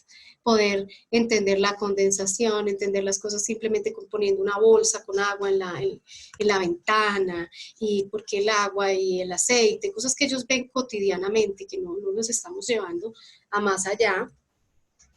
Que no los estamos llevando más allá donde su comprensión da, sino la comprensión científica natural que ellos desarrollan y van haciendo. Entonces ellos tienen su kit, sus gafas, sus guantes, entonces para ello toda la experiencia con las cosas químicas, nacen desde el hogar, nacen haciendo cosas sencillas, una torta, nace en la cocina de la casa, nacen en muchas partes. Entonces aquí tenemos foticos con comprensión científica.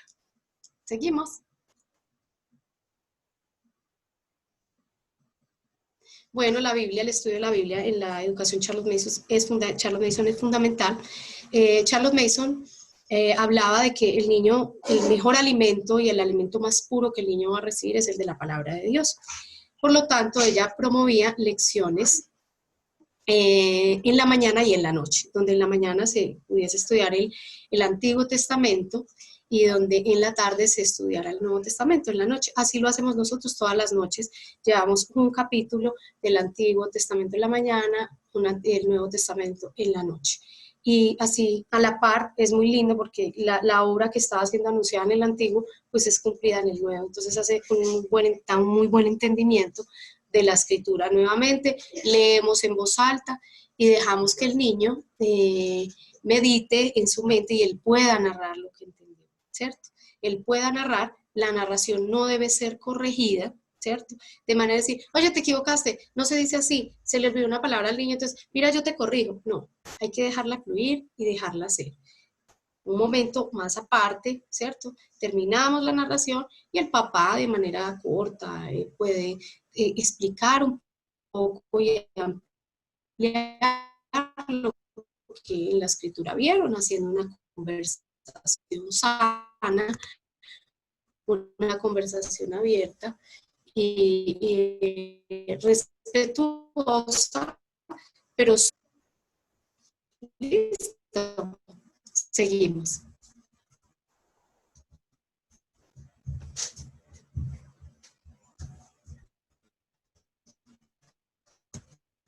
Seguimos.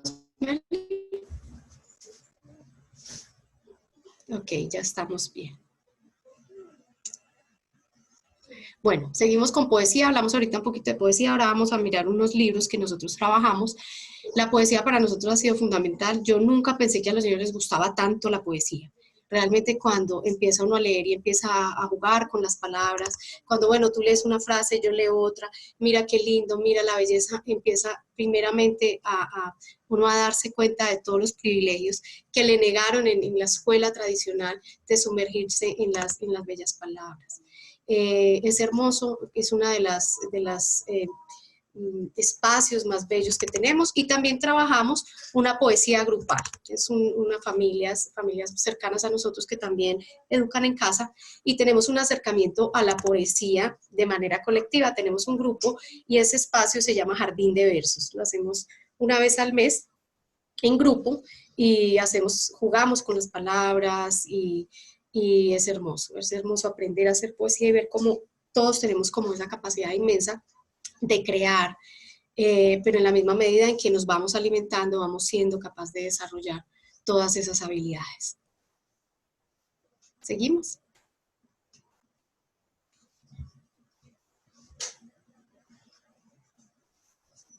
Bueno, otros proyectos.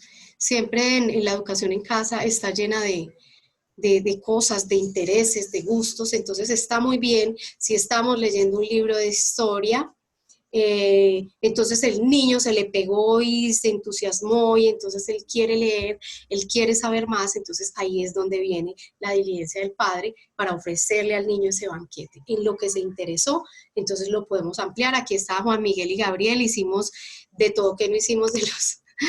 hicimos todo, o sea, recreamos todos los papiros, hicimos papiros de verdad, hicimos todo lo que ven los gorros, todas esas cosas que tenemos puestas, los hicimos juntos. Hicimos todas esas manualidades que se ven ahí, hicimos juntos. También los proyectos de jardinería y de plantas y de todo esto, que es una forma muchas veces de trabajar aún diarios de la naturaleza desde la casa. Apreciar la belleza de una plantita. Aquí teníamos nosotros un pimentón, tenemos un pimentón y nos da unos pimentones enanos, la cosa más bella. Entonces verlos crecer, que los niños estén en ese contacto de cómo se va formando, cómo va creciendo, esos son unos aprendizajes que son no solamente de la mente, sino que son parte del espíritu también. Inspiran en nosotros amor por Dios, amor por todo lo que Él ha creado. Tenemos a Juan Miguel haciendo empresas, recogió coquitas de huevos y empezó a venderla todo en el interés de que él pudiese, a través de generar algún dinero, entender cómo trabajaba la gente, cómo comprar, cómo vender cosas de la vida. Tenemos haciendo manualidades, le encantan hacer manillas, hacer cosas, lo tenemos en robótica, armando robots, y tenemos haciendo regalos y tarjetas y cosas que hacemos para los amigos y para la casa. ¿Seguimos?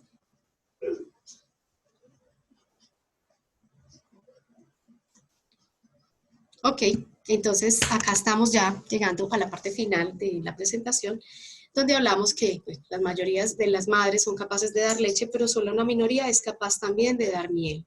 En El arte de amar, que es un libro muy bello. La leche simbolizando el cuidado que la mamá le da al niño, ¿cierto? De alimentarlo, de darle la leche, de entregarle que esté bien abrigado, todo lo que son sus necesidades esenciales físicas. Pero asimismo la miel simboliza la dulzura de la vida, donde la Madonna, donde la mamá está inspirando, está viendo, está observando con el niño y se está deleitando en el conocimiento del mundo, en el conocimiento de Dios, principalmente en el conocimiento del hombre, y no está separándole al niño que las ciencias son separadas de las virtudes, que Dios está separado de las ciencias, eso es falso, sino que podemos ver un Dios que se ha revelado aún a través de muchas personas que no creen, y que el conocimiento en su totalidad a Él le pertenece y Él lo otorga gratuitamente a todo aquel que se interese y que quiera buscarlo.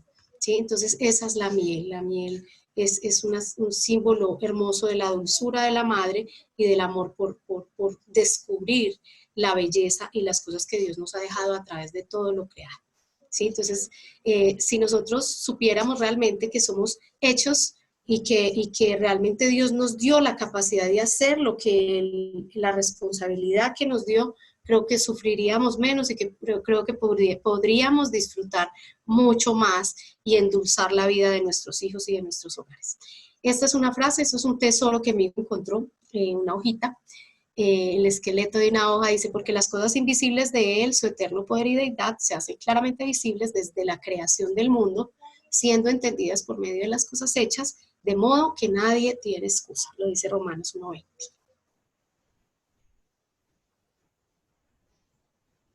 Listo, entonces ya quedaríamos pendientes para la tercera parte, que serían las estrategias prácticas de aplicación de la metodología, ¿sí? Esa ya sería a profundidad algunos temas, porque es muy grande abarcarlo y realmente cada una de estas partes es muy profunda, más allá de lo que yo pude haber comunicado, hay mucho más detrás de cada uno de los porqués, la mejor manera de enseñar y que verdaderamente es una filosofía basada en los evangelios y que nos lleva a ser mejores practicantes de la vida cristiana, es Charlotte Mason. Entonces es lindo saber luego el porqué de todas esas cosas. Mientras tanto, pues Melissa me dirás si tengo tiempo de compartirles algunos materiales, algunos libros con los que estoy trabajando, con los que trabajamos, para de pronto darles una luz más grande acerca de los libros. Acá los tengo, materiales con los que trabajamos actualmente, si les da una luz, o tú me dirás si lo dejamos para la próxima sesión. Bueno, Elcita, aquí tenemos algunas preguntas. Si quieres, hablamos de las preguntas y ya pues entramos a mirar lo de los libros y los materiales y también miramos los temas que vamos a abarcar la próxima vez. Bueno, entonces, como preguntas decía, bueno, cuando tú hablabas de la narración y la lectura en voz alta, decías pues que no se debía interrumpir al niño, ¿verdad? Entonces, alguien pregunta aquí, ¿no se deben hacer preguntas durante la lectura? Digamos que tal vez en el concepto de la comprensión lectora, ¿verdad? ¿Tú qué opinas? Bueno, lo ideal siempre es que la lectura sea corta, ¿sí? Dependiendo del niño, si estamos hablando de un niño de 14, de 13 que tiene una capacidad más amplia, pues podemos hacer una lectura, de hecho él mismo la puede hacer en voz alta o nosotros le leemos, o él lee una parte, yo leo una parte, y es importante que él no se interrumpa, porque a veces cuando vamos a leer, entonces, mami, ¿qué significa esta palabra? Pero no estamos escuchando, atendiendo que tal vez el siguiente párrafo nos va a dar la respuesta intuitiva a qué significa esa palabra, ¿sí? Entonces, no debemos correrle, sino más bien darle una espera y tratar de comprender por nosotros mismos y tratar de descifrar esa palabra. Al final, obviamente, podemos organizar algunas palabras, ¿sí? Preferiblemente al final, ¿sí? Es muy sano cuando estamos hablando con los niños pequeños, sobre todo, que podamos tal vez nosotros hacer una lectura anterior a ese libro. Si vamos a leer un poema, pues démosle una leidita. Nosotros conocemos a nuestros niños y podemos prepararnos para buscar la palabra antes de que el niño la diga y mirar cuál puede ser esa lectura apropiada de ese día y que no nos interrumpa lo menos posible la lectura. Y lo mismo el proceso de narración. Si el niño comete algún error, no se corrige de momento, se termina y se respeta lo que el niño está haciendo. Es muy lindo poder tener esa inactividad de alguna manera de entrar como a corregir de una manera como donde el niño sienta que lo hizo mal, porque ese niño después ya no entienda que es bueno si él no lo sabe y si se equivoca no pasa nada, ¿cierto? Simplemente al final la mamá puede aclararse con palabras sencillas, cortas, no repitiendo todas las cosas, puede decirle, hijito, mira, el entendimiento de esto es este, ¿cierto? Y colaborarle al niño. Pero Ok, ¿sí? listo. Entonces las preguntas al final. Dejar que primero el niño pues tenga toda la parte expresiva, que pueda hacer su lectura y ya al final, de pronto también, yo creo que son contextos diferentes tal vez, cuando vamos a trabajar narración, pues se debe trabajar de una manera más natural. Ya otra cosa es que una meta sea comprensión lectora, entonces pues tal vez tenga otro propósito y ya sea una lectura que luego hacemos preguntas sobre la lectura, tiene un propósito diferente de la actividad. Tiene un propósito diferente, aunque podemos estar apuntándole a lo mismo, ¿cierto? Podemos estar apuntándole a lo mismo, pero lo que pasa es que los niños por naturaleza narran todo el tiempo. Un niño pequeño llega y le cuenta a uno, se fue con el papá y le cuenta una historia larguísima en el supermercado. Mira, ya me pasó esto, yo subí, yo bajé. Eso es narración, ¿sí?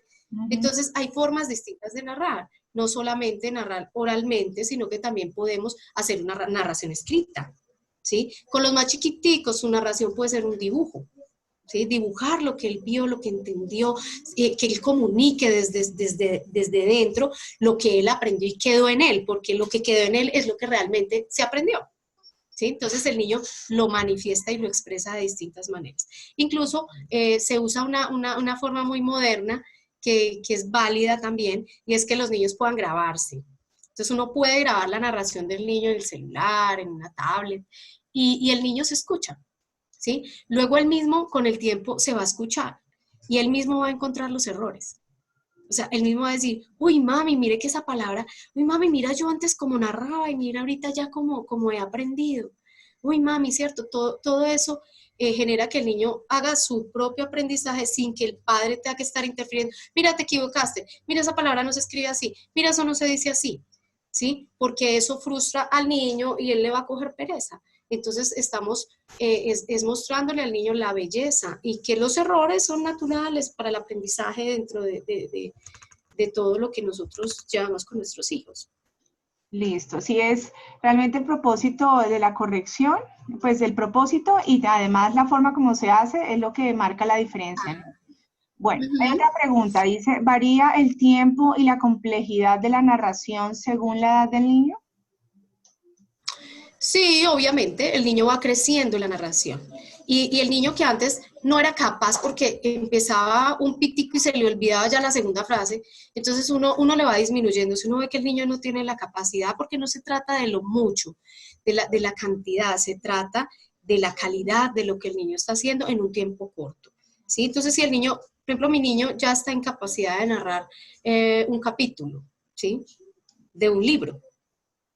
Él ya está en capacidad, entonces es muy bonito ver cómo empezó con cosas pequeñas y la mente, como la mente, la plasticidad y la capacidad de lo que el niño ha ido creando en todos los ejercicios que hacemos, en todos los momentos, todas las habilidades que se van desarrollando, esos caminos en la mente del niño se van desarrollando y le van trayendo una fluidez increíble, una memoria increíble y una capacidad de expresión que uno se queda aterrado y dice, wow, ni yo sería capaz de narrar eso tan complejo con detalles desde el principio hasta el final, ¿sí?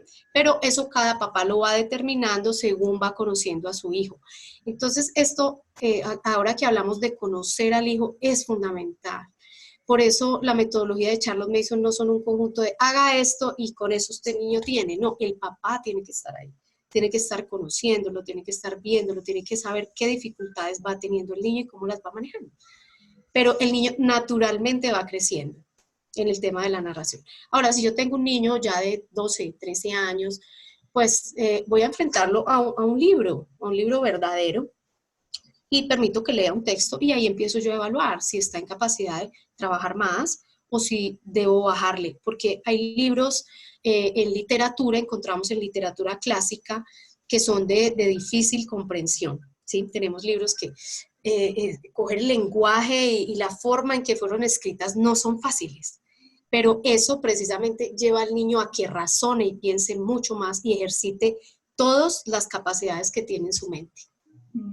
Sí, respecto al acompañamiento, lo que tú mencionabas es más para observarlo y para mediar su aprendizaje, más que para decirle todo el tiempo lo que tiene que hacer.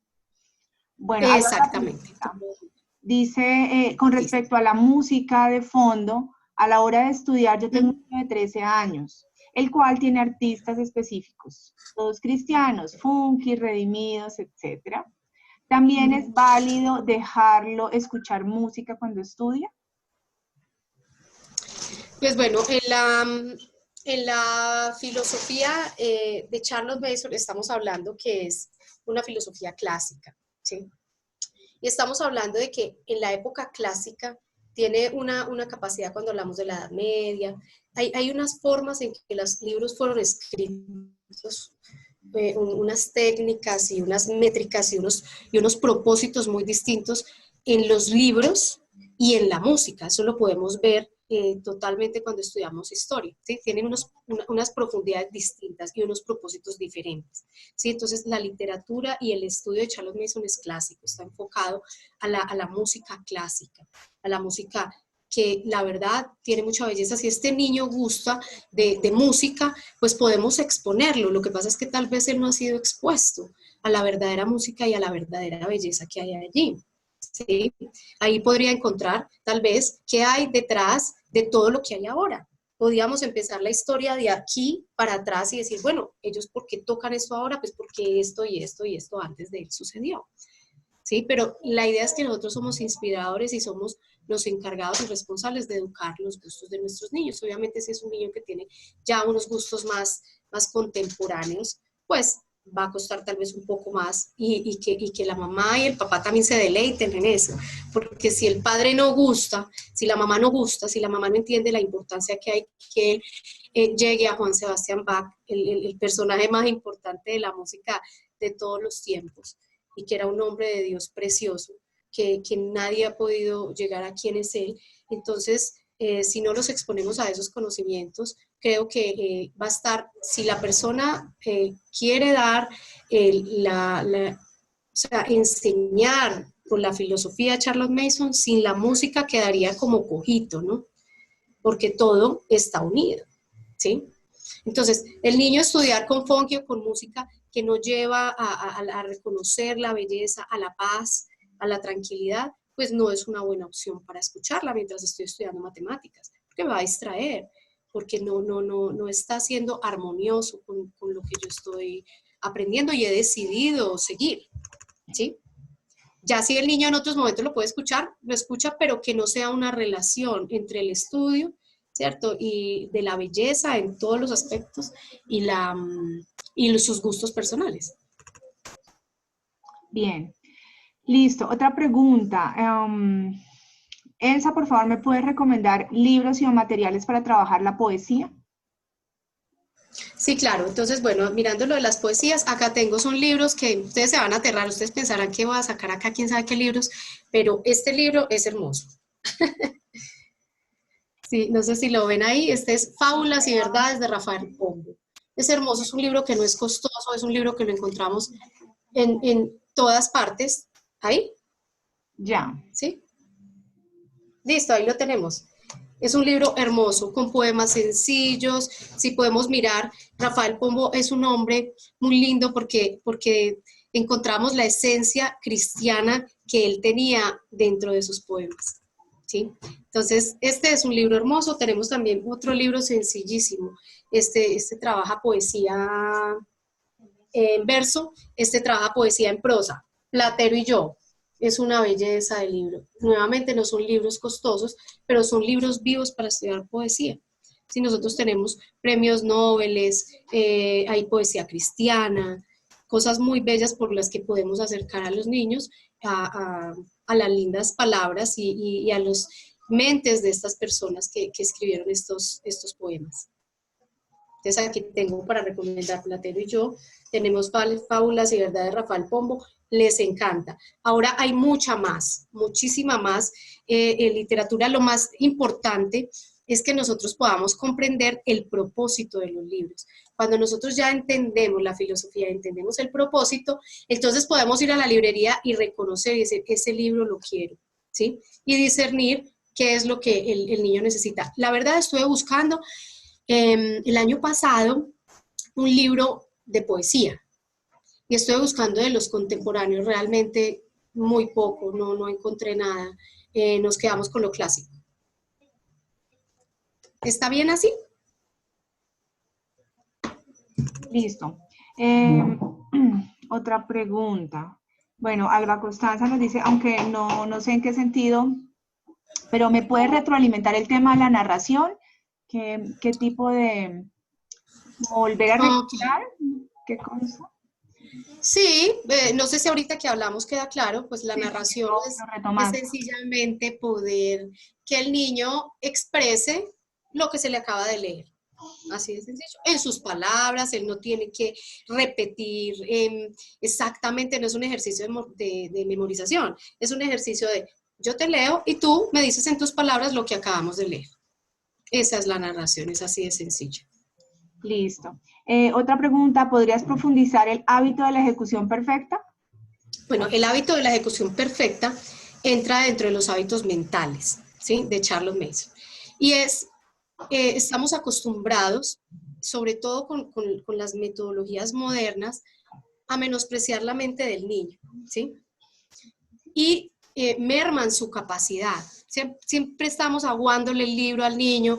Me pasa mucho cuando voy a la biblioteca y voy a sacar un libro. Entonces me dice, ¿para el niño de qué edad es? O cuando vamos a las librerías. Es para un niño de 5. Ah, no, pero ese libro no es para un niño de 5. Para los niños de 5 son estos, que realmente son libros mermados, libros aguados, libros que ya le han metido la mano, para que simplemente los niños lo puedan comprender y les facilitan cuando ellos tienen capacidad de leer un libro original, ¿sí? Entonces, cuando hablamos de la ejecución perfecta, estoy pidiéndole al niño que me dé lo mejor que él pueda hacer. Eso no quiere decir que sea perfecto, ¿sí? Pero lo perfecto es lo mejor que él pueda dar, porque realmente ellos tienen esa capacidad. Dios los ha dotado de esa capacidad y quiere que nosotros llevemos al niño a ese punto. Ahora, ¿cómo abordamos ese tema? Yo le doy al niño una hoja, ¿cierto? Según la edad, según el desarrollo que haya tenido, según todas las cosas que yo sé como padre que debía hacer. Entonces le pongo una hojita que él se enamoró cuando salió al parque. Y él va a hacerla, pero entonces yo no le voy a permitir que él me haga un mamarracho cualquiera, ¿sí? Que él venga y simplemente así rápido lo haga y dice, ven, tú le miraste y observaste cuántas puntas tiene la hoja. Pudiste mirar por dentro todas esas veniditas que tenía, ven, vamos a pintarlas. ¿Sí? Entonces funcionamos nosotros como inspiradores y enseñamos al niño a que hacemos siempre lo mejor que tenemos para hacer. Si el niño va a escribir, no me va a salir con el mamarracho. Puede ser que me escriba una palabra, pero que me la escriba muy bien, ¿cierto? Y que el niño se enseñe a dar lo mejor que él tiene para dar. Es un hábito maravilloso, porque no es solamente en la vida, en la educación. Eso aplica para todo, porque nosotros estamos educando el carácter, educando niños para entregarlos a una sociedad. Para los que son cristianos, educamos niños para Dios, que necesitamos que trabajen con excelencia. Por lo tanto, al niño no se le pide lo mínimo que pueda dar, a él se le pide lo mejor que él pueda dar, porque el papá da lo mejor que pueda dar y porque Dios dio lo mejor que pudo dar. Por lo tanto, la medida de nosotros no está por debajo, sino que siempre la medida está por encima, mientras que la mamá lo maneje con amor, con dulzura, sabiendo qué es lo que le está enseñando al niño, no hay ningún problema. Es un trabajo que el niño va a aprender despacio, pero que se va a acostumbrar a hacerlo muy bien. Bueno, una pregunta por privado, me dicen que cuáles son los tiempos de atención según la edad de los niños, que si tienes esa edad. Pues sí hay un dato que tiene Charles Mason, que son lecciones cortas de los 9 hacia abajo, estamos trabajando 15 minutos. 15 minutos de atención y ahí progresivamente va avanzando según el desarrollo que el niño va mostrando. ¿Sí? Más o menos los periodos que trabaja Charles Mason o que se trabajan en la educación clásica van más o menos de a 3 años. ¿Sí? No todos los niños son iguales, pero más o menos el progreso de un niño que empieza a trabajar y aplicar la metodología, podemos empezar a ver los progresos no inmediatos como lo enseñó la escuela tradicional, sino que los podemos estar viendo 3 años para trabajar un hábito, para trabajar un área que necesitamos desarrollar. Sí, yo por acá tenía la información en una capacitación de Catherine Dang, que también es asesora de homeschool, y les voy a comentar, ella nos enseñaba, en promedio, un niño de 4 años tiene tiempos de atención o las lecciones deben durar máximo 10 minutos, de 4 a 6, 15 minutos, de 8 años, de 8 a 10, 20 minutos y de 10 a 12 años, 45 minutos y ya después de los 12 años, 1 hora. Ella nos dio ese dato, que creo que sí es acertado y creo que ya en la práctica hemos visto que realmente así funciona. los que tenemos Sí, niños de sí, no, diferentes no todos los edades. niños son iguales, exacto, no todos los niños son iguales, pero se puede estar moviendo en unos rangos. Ya Charlotte Mason sí habla de los niños menores de 4 porque ella realmente es vida práctica. El niño menor hasta los 6 años anda en vida práctica, él no anda con horarios ni con tiempos. Charlotte Mason sí después de los 7 empieza a trabajar 15 minutos, ¿cierto? De los 7 más o menos a los 11. Y si el niño antes, porque se ha abierto, porque está avanzando muy rápido, se abre a más espacios, hay que darle, hay que hacerle porque ya está teniendo esa capacidad. Todos los no son iguales y dependen también del entrenamiento, porque si es un niño que es entrenado solo en la narración de la Biblia, por ejemplo, pues no se va a desarrollar lo mismo un niño que está trabajando artes, que está trabajando música y que está todo el tiempo pues aprendiendo en esta metodología. Bueno, la otra pregunta está relacionada con esta, para concluir. Entonces, 7 años, un niño de 7 años, el tiempo de trabajo para las lecciones y el estudio de materia, de alguna materia, de algún área, entonces, debe ser, Bueno, ¿de cuánto? ¿15 dijiste? ajá. ¿7 años? Sí, sería máximo teniendo en cuenta que no son clases, ¿sí? Teniendo en cuenta de que este currículo, o sea, nosotros trabajamos nuestro currículo basado en literatura, por lo tanto no es una clase, es un contacto con una mente, ¿cierto? Que nos la genera el autor del libro y donde hacemos una lectura de máximo 15 minutos hablando de un niño de 7 años y una narración. Eso es todo, pero no es una clase. Ok, Estamos yo simplemente creo con de todas todo. formas que esto aplica al uso de cualquier currículo y cualquier metodología, ¿verdad? Entonces creo que los tiempos de atención para un niño de 7 años, bien sea que esté trabajando en cuanto a narración o a literatura o esté trabajando un currículo o algo, creo que aplicarían más o menos el mismo tiempo. De hecho, según lo que nos dijo Catherine Lang, es así. Estamos hablando que un niño de 7 años puede tener un tiempo de atención de 15 a 20 minutos. Entonces, creo que sí está relacionado con, Ajá, bien sea quien aplique currículo Charlotte Mason o bien sea quien aplique otro currículo. ajá. Esos tiempos de atención sí están relacionados. Bueno, otra pregunta. Dice, ¿se trabaja 15 minutos y cuántos de descanso para iniciar de nuevo? No se trabajan descansos, se trabaja el descanso pero de la mente. Entonces ahí no entendemos cómo descansa el niño físicamente, sino cómo su mente está diseñada para tener esos descansos. Charles Mason decía que un niño, por ejemplo, cuando estamos teniendo una actividad que nos requiere mucha atención, ¿cierto? Como por ejemplo, estamos trabajando matemáticas. Si estamos haciendo una lectura, estamos haciendo un ejercicio, ¿cierto? Donde hay mucha demanda intelectual para el niño. Entonces podemos cambiar, ¿cierto? A una actividad más tranquila y más suave, como por ejemplo vamos a leer poesía. Entonces ahí se genera el descanso que la mente necesita para ese niño. Entonces el bloque en el que se trabaja son aproximadamente 4 horas y lo queremos llevar como Charles Mason lo proponía, donde se trabajará de 8 de la mañana a 12 del día con lecciones, tal vez una partecita en la mitad para tomar algo de 2 horas y luego continuamos. De una lectura a otra, de una lectura a otra. Entonces ahí la mente descansa, ¿sí? Ahí es donde la mente adquiere realmente su descanso. Lo otro me puede generar una dispersión en el niño. Me puede generar que el niño ya se me va y se me metió en otra cosa de la que ya no la voy a poder sacar. Ellos empiezan a jugar y ahí quedó toda su atención, ahí quedó todo lo que estábamos haciendo. Y recordemos que lo importante es la calidad del tiempo que el niño esté eh, leyendo, la calidad de su atención. Pero si él está enganchado ya en otra cosa, entonces es complicado. Listo. La última pregunta porque ya debemos cerrar.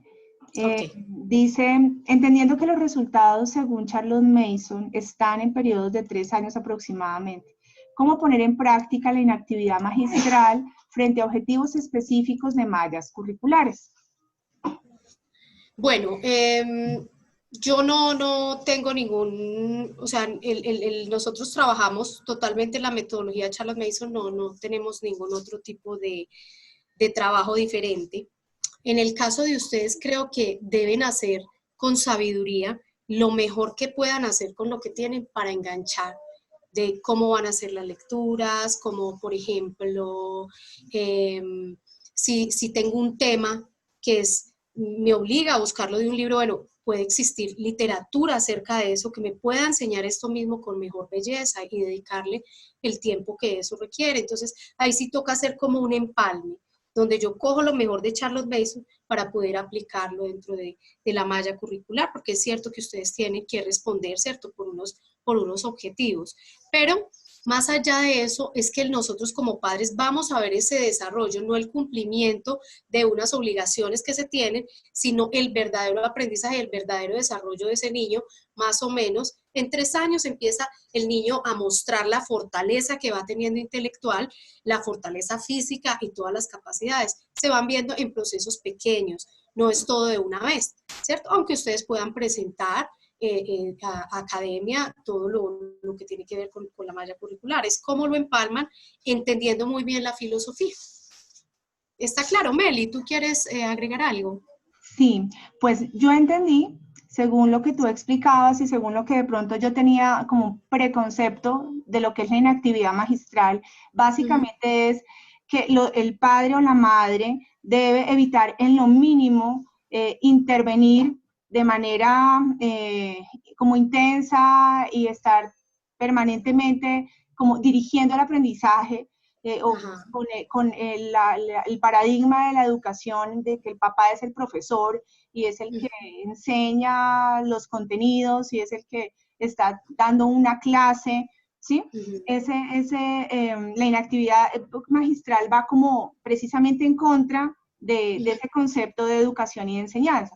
Y nosotros precisamente en Academia Homeschool siempre hemos dicho que el papá no debe ser el profesor, los padres no somos los profesores, sino somos los mediadores del aprendizaje de nuestros hijos.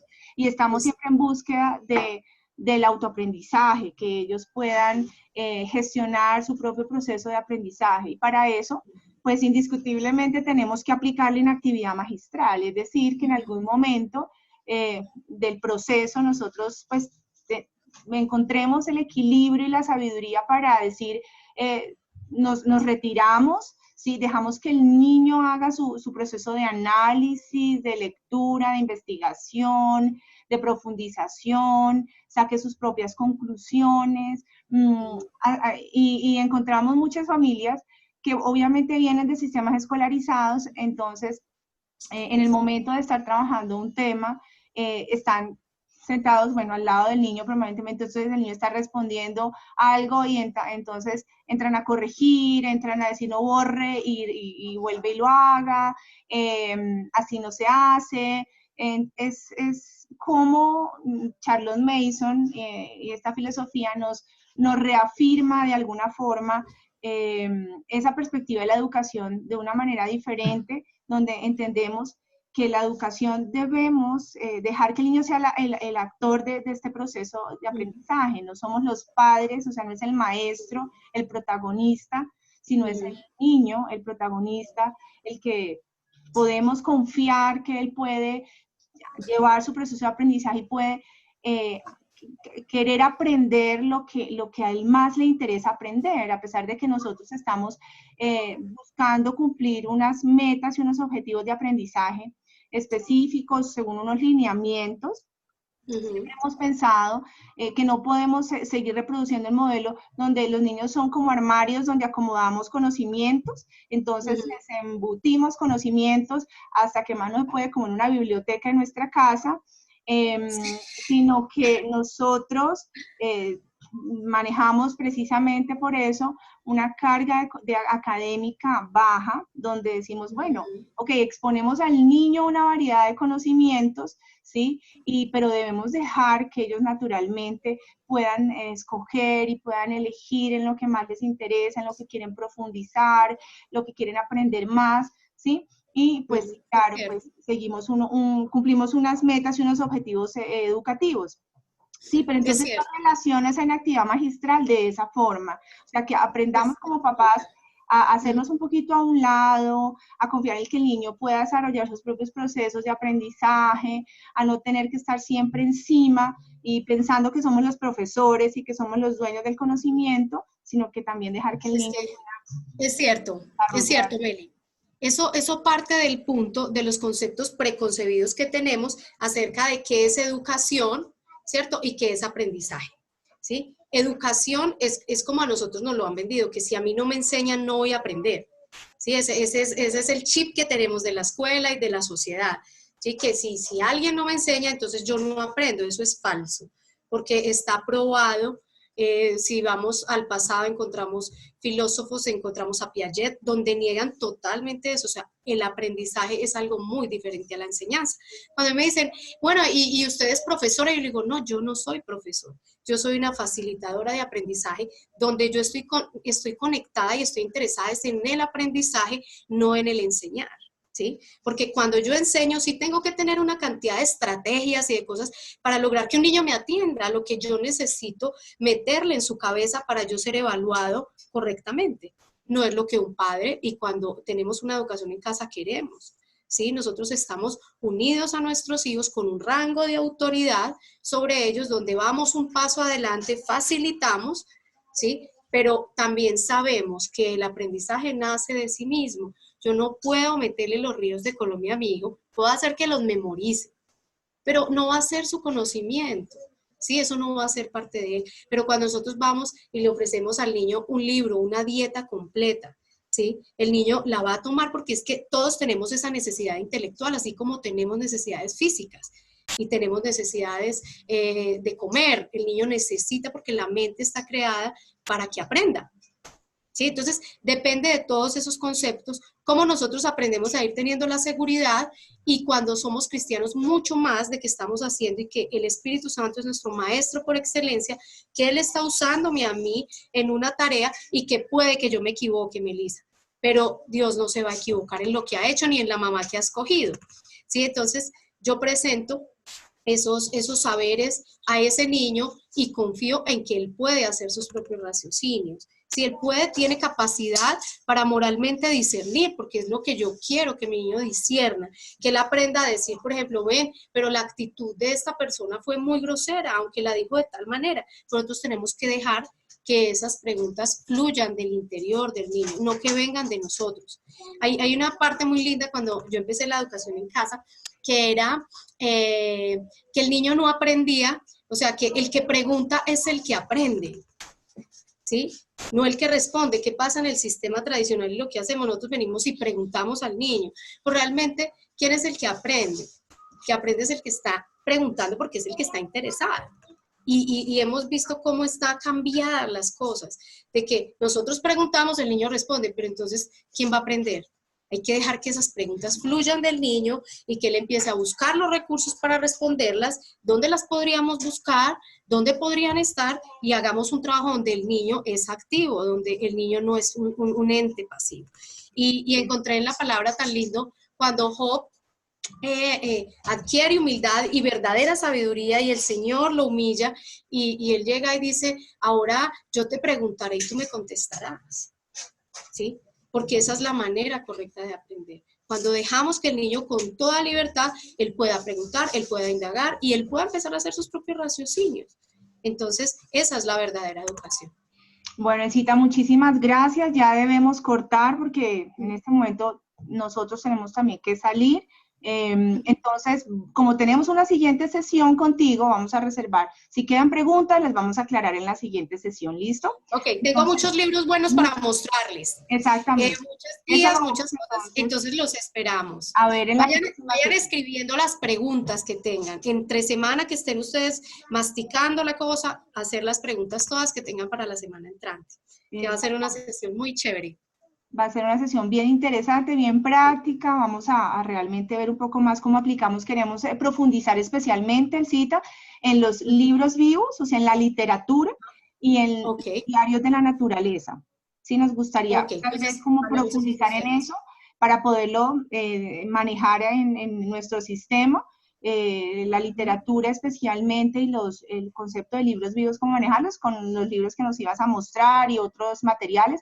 Vamos a ir armando una carpeta de recursos, libros que hayamos conseguido, material que hayamos conseguido digitalizado de internet, se los vamos a pasar en una carpeta, También si es material que se compre, entonces también les vamos a pasar unos links para que ustedes los puedan comprar por internet o conseguirlos en cualquier otra librería. Igualmente, con respecto a los diarios de la naturaleza, pues ya miraremos cómo generamos las plantillas de observación, de la copia y dibujo de lo que estamos observando. Bueno, todo eso ya lo vamos a ver, creo, en más a profundidad en la próxima sesión. Muchas gracias, Lupita, y muchas gracias a todos. ustedes por estar. Estoy a la orden a lo que necesiten. Gracias, sí, señora. Entonces, puedes dejar un link o algo donde me puedan contactar, por si tienen dudas o profundidad, a más profundidad. ¿Está bien? Listo, Elcita. Vale, entonces... Bueno, gracias a todos por la atención. Hasta luego. Bendiciones. Chao.